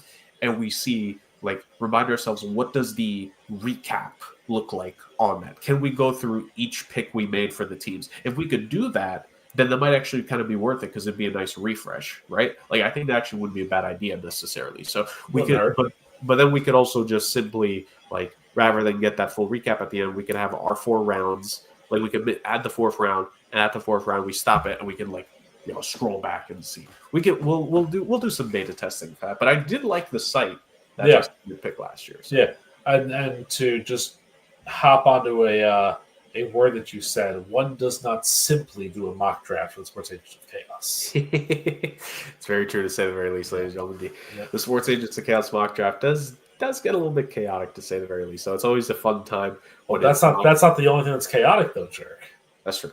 We have to talk about the other thing that's happening in the offseason with us here. Yes. Do you want to introduce it to the people? I think it's only right. Sure, I'd love to. So the people are aware that my fandom for the football podcast wavers with the wind, essentially. It's known. Now, to your point, by the way, if the Patriots do end up being the team that comes out of this year's bracket, I already have the jersey, so I'm good. That's not my Cole Strange jersey from years past. But with the Jets being an absolute disgrace last year, and with the idea of me not wanting to kill the bit, I have decided to redo the fandom bracket for the year 2025. However, I decided to throw a little monkey wrench into the proceedings. So this year's bracket is a 68-team free-for-all, in which the top 32 seeds are all NFL teams. But I have also solicited teams from leagues that you may have heard of and teams from leagues that you may not know.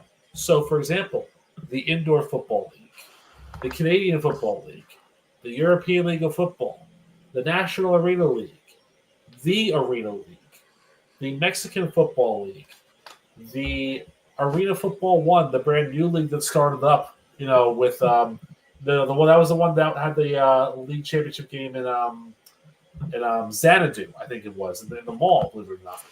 So, and there's one other league too that I'm currently forgetting at this time, but that's okay because they don't really matter that much at the moment.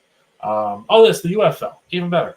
So there you go. So the top 32 seeds in my bracket this year are the 32 NFL teams randomized.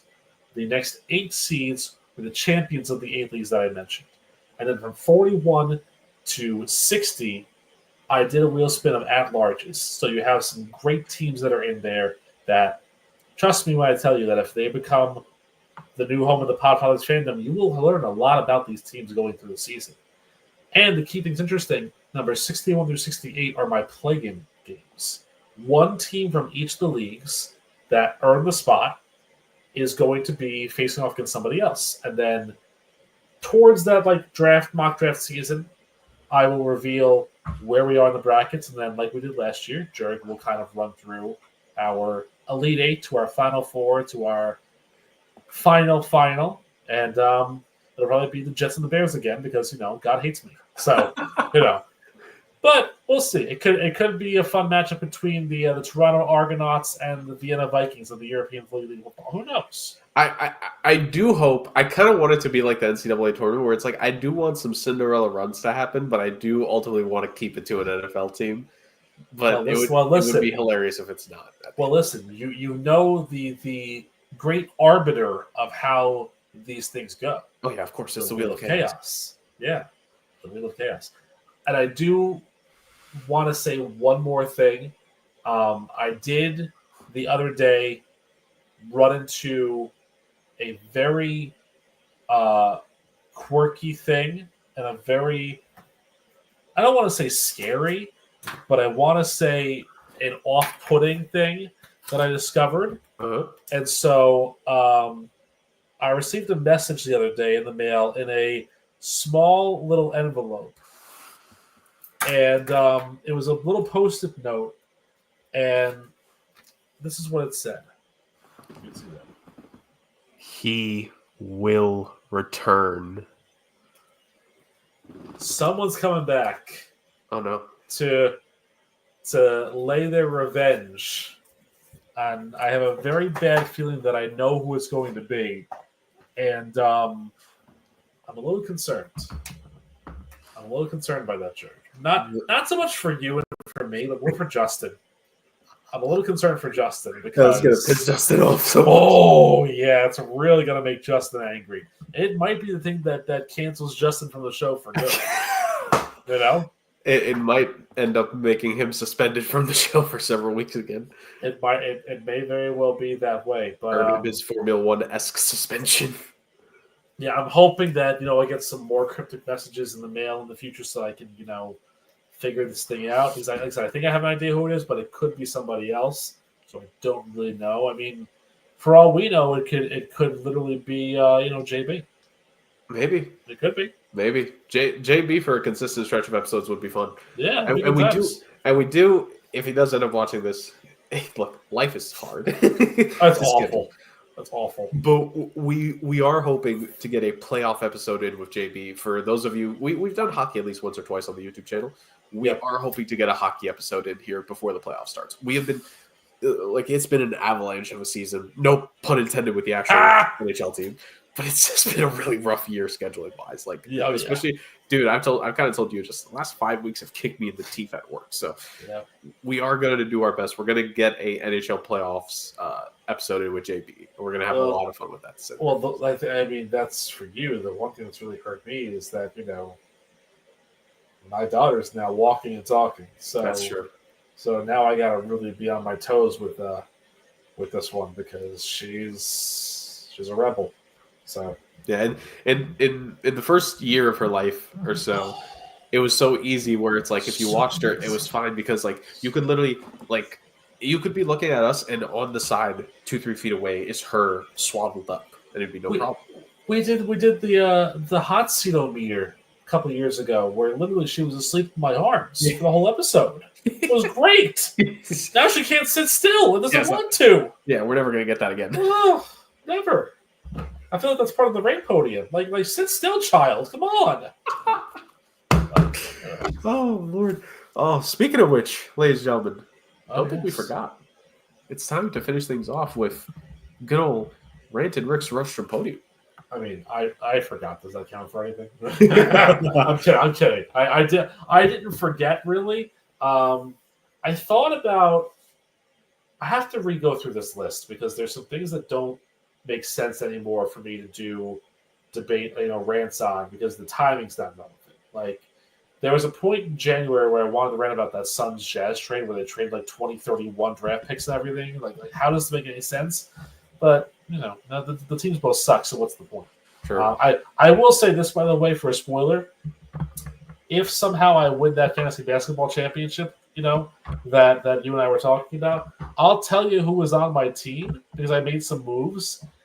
All I'm going to say one name to you, and I'm going to say if he guides me to a fantasy title, I'm going to be really angry. Kyle Filipowski.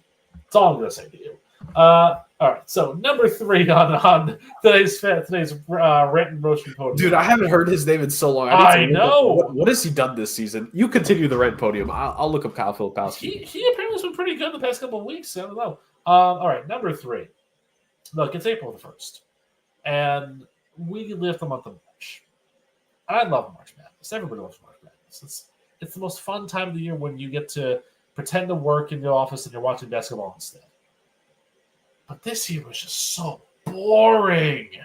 It was just, there was very little excitement. There were no real close upsets. There were no buzzer beaters. There was no anything. It was just, and the fact that we got all number 1 seeds in the Final Four, it's, why do I care? When the big thing was, the SEC is going to get 13 or 14 teams in the tournament this year. Okay, so the whole league's going to be in the tournament, basically, is what you're telling me. They got in over teams that deserve to get in, which the March Madness is all about creating new opportunities. But now the problem that they're saying is they didn't get in this year, but when we go to 96 teams, they'll get in. And it's no, they won't, because you're going to put every ACC, every Big East team in the tournament this year, that year, and what's the point? There were teams that were left out, like UC Irvine, who didn't win their conference, but they were 31-4. I'd rather them be than a 19-11 North Carolina team. Make it interesting, make it more fun for all of us. Number 2. What are you? is the question that I have for this. Not you, for this brand. What are you? Are you Texas Chicken and Burgers, like the state Texas Chicken and Burgers, or are you Texas Chicken and Burgers, like the man named Tex who owns the Chicken and Burger restaurant? The reason why I'm asking this question is because I've seen it both ways. On your signs, in your windows, your big front sign says Texas, the state Chicken and Burgers, and your window advertisements say Texas, TEX apostrophe S. So what are you? I'll tell you what you are in all honesty. You're a terrible chicken franchise, what you are.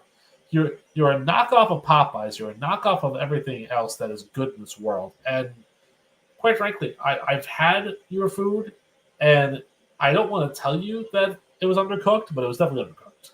And if I wanted to sue, I would, but it's chicken. I'm not going to lose my head over chicken. Unlike, the chicken that should lose their head when you kill them to make my chicken tenders. Thank you very much. And now for number one for me. So I thought about this for a minute. I was on Comic-Con. It was like some convention that was out where they gave oh, here are the trailers for all the upcoming movies. I saw a lot of sequels. I saw a lot of reboots. I saw a lot of remakes. And it reminds me how little logic and little brain power is used in Hollywood nowadays. Yeah. And with that in mind, Disney, cut the S when it comes to these remakes, dude. Do you realize that Snow White is going to lose them about $200 million? That doesn't help. No, it doesn't. And so what do instead? You make a second Moana, a third one that's live action. You make Lilo and Stitch live action. You're going to make a bunch of other live action stuff. What's the point? Where are the original ideas that are there? And I get it. These were all original ideas at one point, but why are we rehashing things? Why are we rehashing things? See, here's the thing that I don't think y'all understand.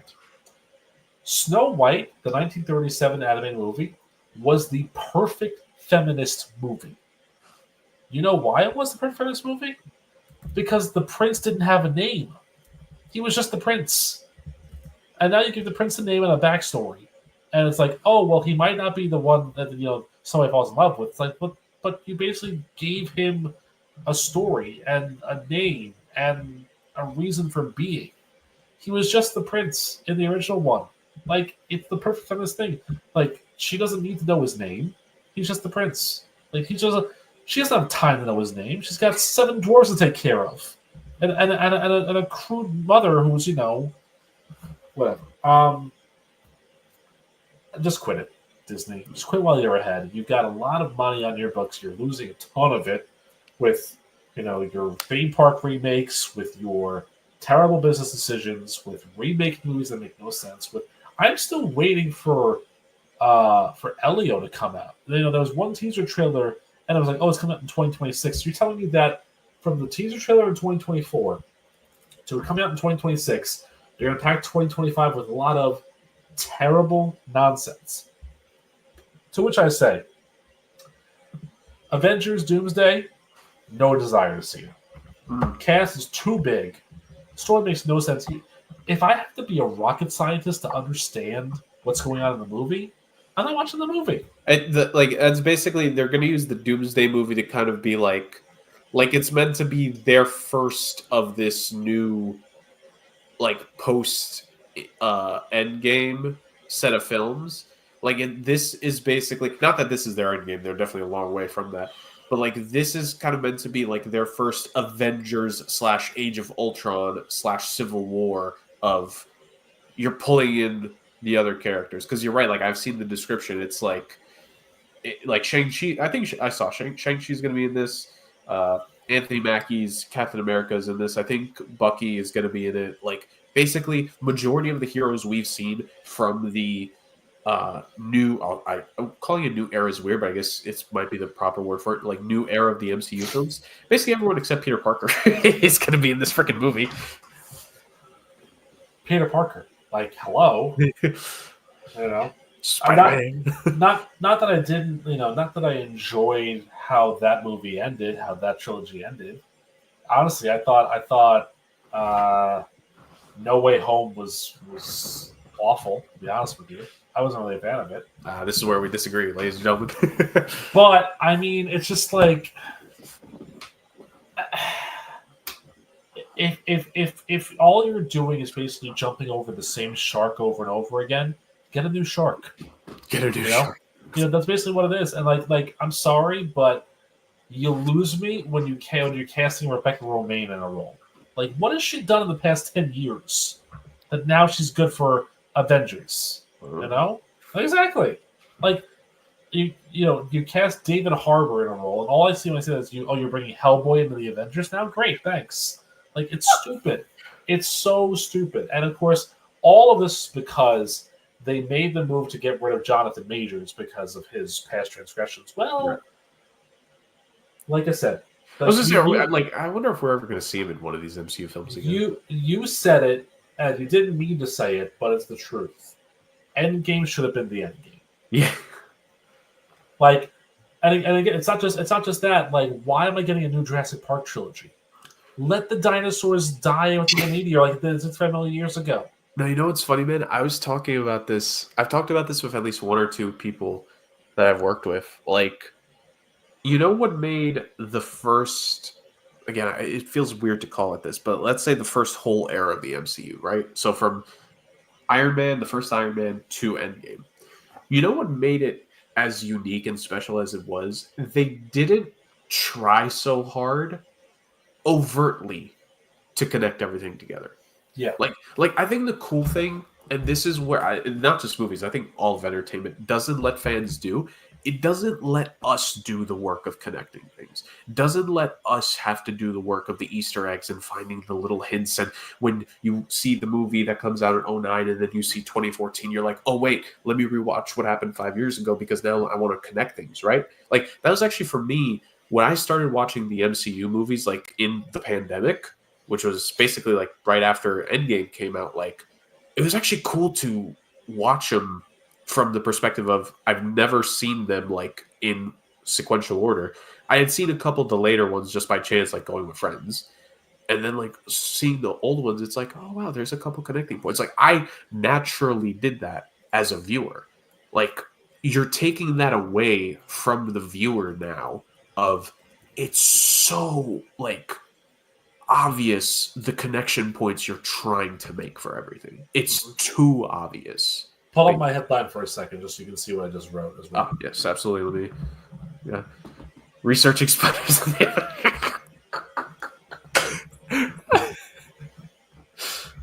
I'm telling you, like the more that you have to think about where these characters are in the realm of everything and what they're doing, the less interested you become. That was the thing with the first set of Avengers. Thank you. The first set of the Avengers movies, you didn't have to think. You just knew that, oh, this person was important and here's why. Yeah. This person was important and here's why. But then it becomes there's the Eternals, there's the Marvels, there's the this, there's the that, there's the Legends of the Ten Rings, which makes me think of chicken rings or onion rings from White Castle instead of an actual movie. I don't know why, but like if you want to make me think about things, like that's not. I would rather go back and watch the entire Carl Sagan Cosmos TV specials because then at least learn something. Then and it's also a thing with now where it's like you have to watch the TV shows to understand where all the characters are at now. If let's say hypothetically someone fell out of watching the MCU for a bit and came back and they see Sam Wilson as Captain America, Wanda and everything that happened with her, they have no idea what happened. Like you're forcing them, like because I mentioned this, the first of the MCU, like in the first era of the MCU, the first of those movies I had seen was I think Thor Ragnarok because I went with a couple friends of mine. yeah, And I asked him, it's like, oh, this is part of the series. Am I going to be lost? He's like, honestly, like it's kind of standalone. There's references to past movies, but it's the plot is within itself to where if this is only one you've seen, you're fine. Like you're not yeah, going to be lost. And they yeah, were right. Like there were references to the other movies, but Yep. I wasn't like completely like off my head. Then the next one I saw was Ant-Man and Wasp. Similar thing, reference to the past ones. You kind of, but then they do the job of telling the story in the movie. Like, oh, obviously Hank and his daughter, like, there's the connection to Scott. He's important to them. Yeah. Like they like the, again, it's these subtle like God, entertainment was so good. Entertainment critics of chaos, ladies and gentlemen. Like entertainment is like let us do some of the work. Absolutely. Like Don't don't treat the audience like we're stupid. We're really not. No, we're not. But obviously, it was just so simple. And I mean, you're 100% right. Every movie in the first like phase was standalone. It all played a part in the puzzle, but it was standalone enough where like you could enjoy it on its own for what it was. I mean, even the Hulk movies, they didn't do him justice, I think, because like you know the Hulk movies in the MCU were basically like well, Eric Bana messed things up, and Edward Norton messed things up, so Yeah. let's try it again. With Mark Ruffalo, worked because again you could make a line from where that character was to the Avengers themselves, but when Endgame was done, just let it breathe and let it die for a bit. I mean, it was because what happened was it was immediately then it jumped into well, here's Black Widow's origin story, but wait, why are we jumping back into that?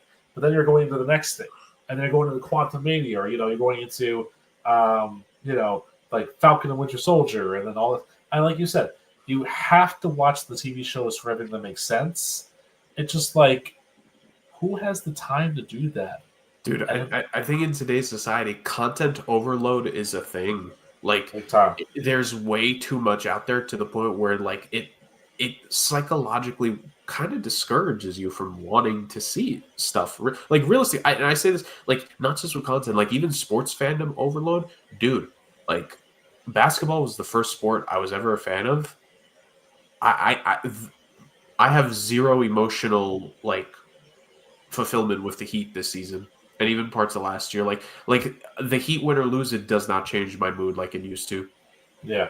Like it's Do I have a Miami Heat player on my roster? it's I can look this up.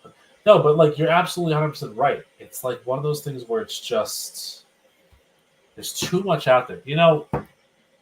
Let me be an old man for a second, if I may. Let me tell you. Back in my day, my parents didn't have we didn't have cable at home. You know how many channels I got? 13. Yeah, I was gonna say pretty 2, 4, 5, 2, 4, 5, 7, 9, 11, 13, 21, 25, 31, 41, and 47, which were the Spanish channels, by the way. 50. And then sometimes you get 68. And that was another Spanish channel. So maybe 14. That was all I needed. Now it's like, even on YouTube TV, there's 100+ channels of nonsense. Yeah.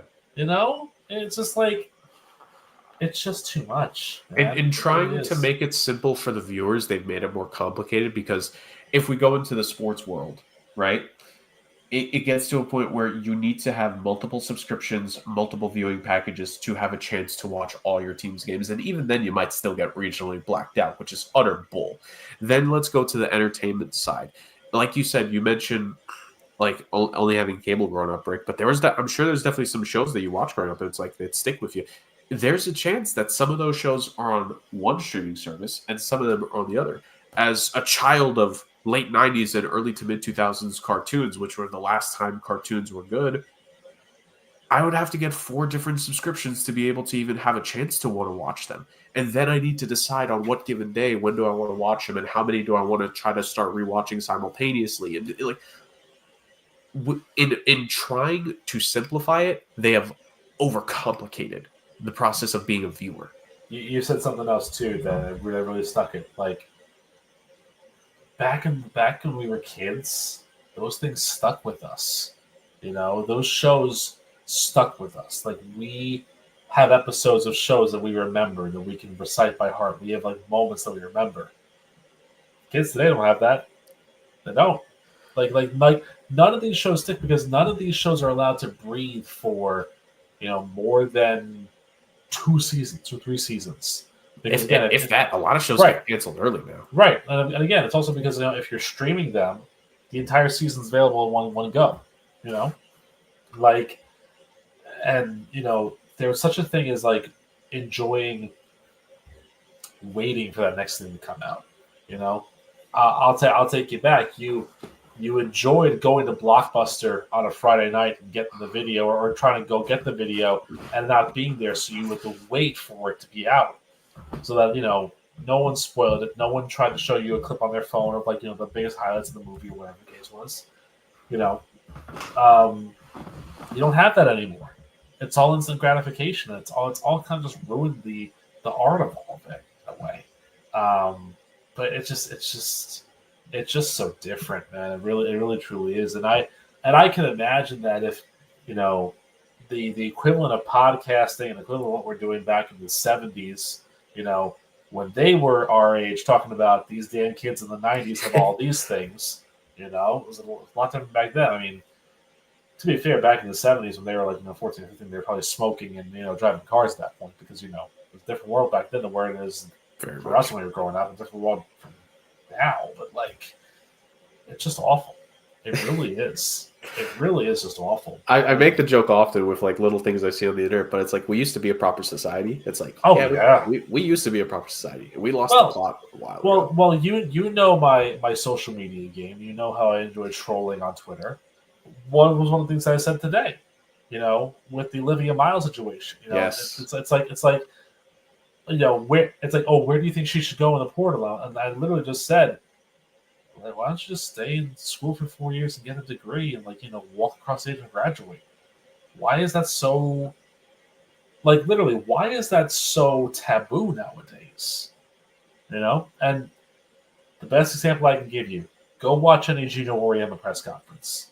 He's on our side of this too. He hates the NIL, and he hates. Well, he also hates that women's sports are not getting equal treatment, which I agree with. And obviously he's going to be the champion for that, because his UConn teams are like the most successful teams of the 2010s. And he brings the resume that you have to listen to what he says. 100%. But it's just the truth. Like our society has progressed so far, and yet there are still things that we are still so lagging behind where we should be. And it's an embarrassment. But to the point of entertainment, come with creative ideas, but also make things that I actually want to see. Make things that actually people want to actually go to a theater and see. Because I'll tell you something, I had no desire to go see any of the Oscar-nominated movies this year. None. And Wicked was so good on Broadway. Why you gotta ruin it by making the movie? Just have people go to Broadway and experience it live. Experience it there, It's also certain things like, and Justin and I had this conversation at some point last summer. We had like a little fun episode we did when you weren't here. Like, we talked about Avatar, right? Like, as kids growing up with cartoon animation, like, there's just certain things that should just stay in their original form. Like, and it's not that, I feel like with where we are currently at and where we are progressing, it's possible to do things that at one point with animation and movies that we thought couldn't have been done. Yeah. Like, I think we are at that point technologically, or if we're not maybe 100% in the way there, we're like very like right there. Yeah. But this was my point when I talk about Avatar specifically. Like, it's about actually caring and putting in the time and not half-assing it. And if you're not gonna go all in on really caring about it, what's the point of it? It's why, like, you mentioned like movies, you were specifically talking about Disney, but it's like, look, I'm a How to Train Your Dragon fan. I'm going to be very interested. I'm very interested to see how the live action version of it comes out. But here's why I think it might actually have a chance to do, Rick, what everything you've mentioned so far has failed at. Because the original producer and director and those people have been brought onto the live action project. And these are the same people that communicated with the original author of the books and desired that input and created 3 very well produced animated movies plus the TV shows. The only reason that why they might have a chance is because they actually kept a good chunk of the people that were a part of the original and are putting it to the live action now. Whereas with so many things, no input whatsoever from the original. No input whatsoever. I mean, that I think is the difference between DreamWorks and Disney. That's always been the biggest difference between what Katzenberg did and what Disney did, is that he referenced source material a lot better and he stayed true to the format. So in that sense, I can agree, and I would say you would have almost convinced me to watch the CGI and the live action, but I can't because the animated. I'll do it for you. Trust me, I'll do it for you. Yeah. No, the animated one is just too perfect. Oh, I agree. The first one especially is just too perfect of a movie for me to ever see it in any other film format again. It's like, I'm a big Top Gun fan. Huge. Wasn't born in that era, but grew up, loved the music, loved the first original movie. I've only seen Maverick once. That's all I needed to see it. One time. RPX Theater, where I literally, funny story about this too, I made my wife switch seats with me because I literally, unbeknownst to me, I bought the seats that were directly in the middle of the theater. You remember that Big Bang Theory episode where Sheldon has to find the acoustic center of the theater? Yeah. I found it, man. I found it, and I found it in the RPX so that when the first shot hits and the Tomcat engines start roaring and you feel it in the back of your seat, oh God, it was such a good experience. I can never watch it again. I can never watch. Too perfect of a movie, too perfect of a scenario to see it in. Can never see it again.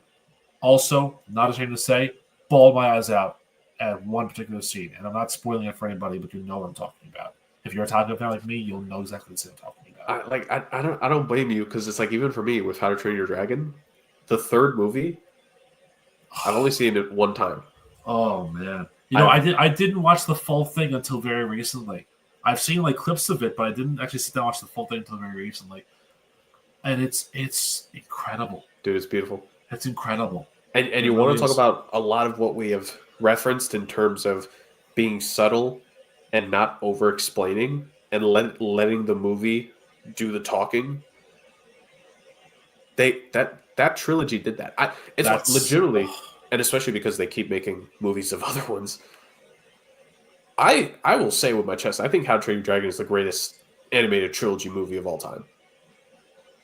I know people will disagree. I think it's numero uno.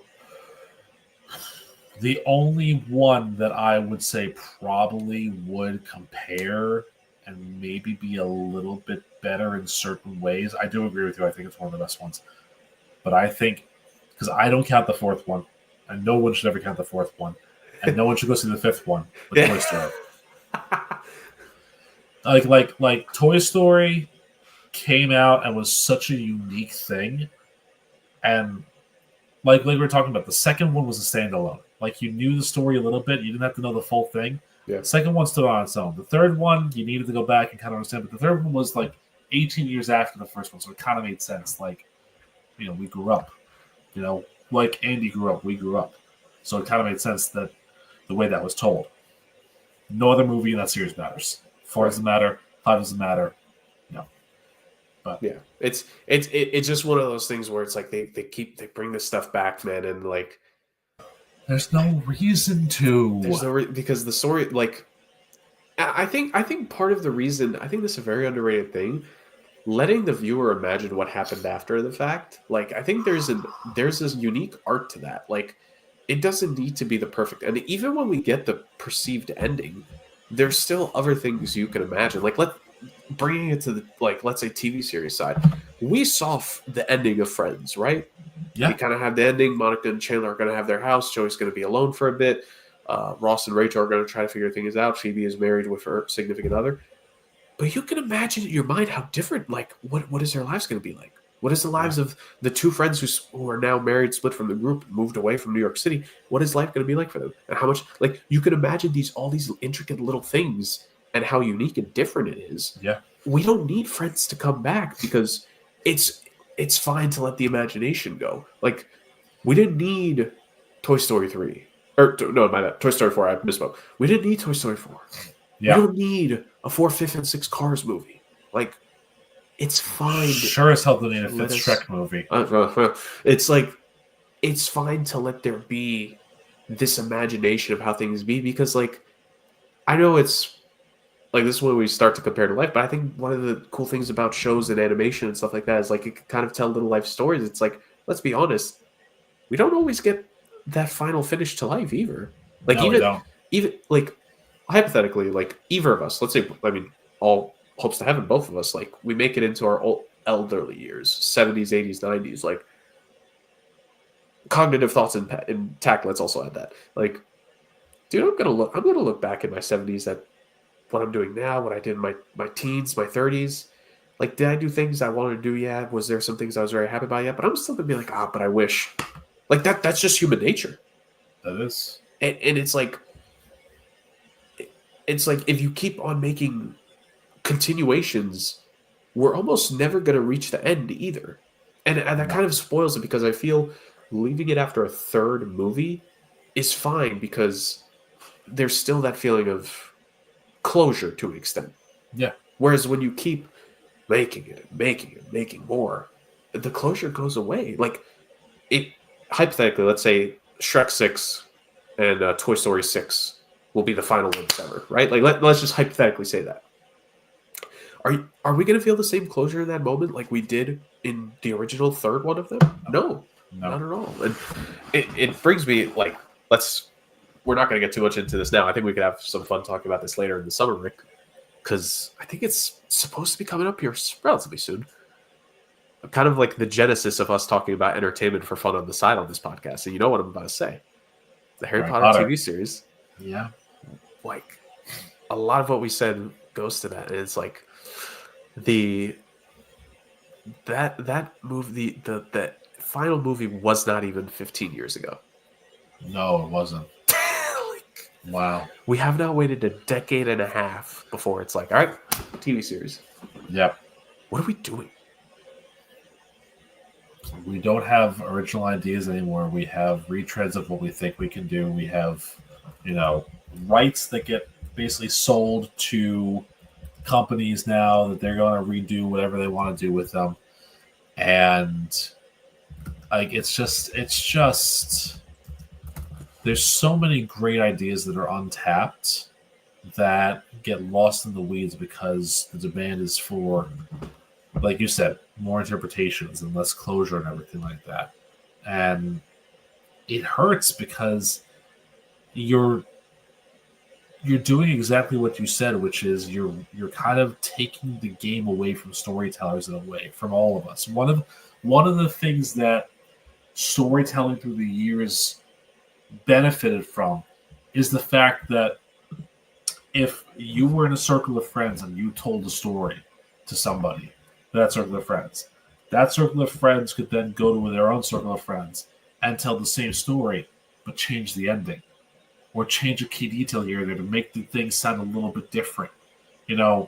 Whereas once you put the pen to paper and once you make that, that's kind of the end all be all. There's no, and again, I go back to Avengers with this, like, when they explained, the timeline splits and all of that, it was just kind of like, yeah, but that kind of is what, we think about life in a way, is that if the timeline split off at these different avenues, Yep. but we'll never get to see what would have happened. And so it's just like, what's the point then? We've talked about that with, like, you, me, and Justin. Like, we talked about that for you. We joked about it at, like, outside the pod, but, like, there's a different timeline where you take a job, get this, ladies and gentlemen, in Alaska, and we would have never met. Southeast Alaska, yeah. We would have never met her. There's a timeline where the way I met Justin, and he later interned with us, is he was a student in a class I was a TA of. Imagine if he had taken that class a semester before or semester after. We would have never met. Or a different timeline altogether. Imagine he stayed at Buffalo. Or if I had never gone to Queens College. Like, right. There's all these elements in play put us where we are at the moment. And all those other things are conjecture, and they're fun stories to think about, what could have happened, but you never really know. Yeah. And so, again, it's all fun to think about, but the moment that you put that out there and it becomes this thing that you're disappointed in because it's not what you envision it to be, you lose interest in it. And that's really what we're seeing now in entertainment, is that you're not letting us imagine what things could be. You're basically, we talked about, giving the instant gratification, you're giving the answers to all of the questions, and you're not letting the ideas develop of what could happen. The best example that I could think of, and it's from a totally different genre, a totally different era in a way, the ending of Seven. What's in the box? They never fully tell you what's in the box. You think you know, you can kind of have an idea of it, but what if what was in the box was like a moldy potato? What if it was something totally different? Like it could be anything. You understand what you think it is and what it probably is, but you never see it. Yeah. You never see it. So it's kind of like one of the things where it's like you're left to interpret all of that. Sopranos ending. I love that. Same thing. The Sopranos ending, the same thing. When it just cuts to black, interpret what happens next on your own time. And we're not going to tell you everything that happens, And even though that was one of the worst endings that they'll pay on it, because how could we leave on a cliffhanger like that? That was the point. The point was not everything in life has an answer that you can understand or that you know is going to happen. Yeah. So interpret it for yourself. Do the work for yourself. Such a novel concept in our ChatGPT world, right? Yeah. Do the work for yourself. It's ridiculous. Have fun. Let the imagination go. And to the final point, at some point when you keep telling the story, you kind of lose the plot of what it was originally, because it's you mentioned this earlier, Rick. I'm someone who loves history. Talk about different timeline. I mean, it might still happen in this time. I wanted to be a history teacher when I was younger. One very I do find an entertaining genre of history is animated. Well, not necessarily animated, but just alternate history, right?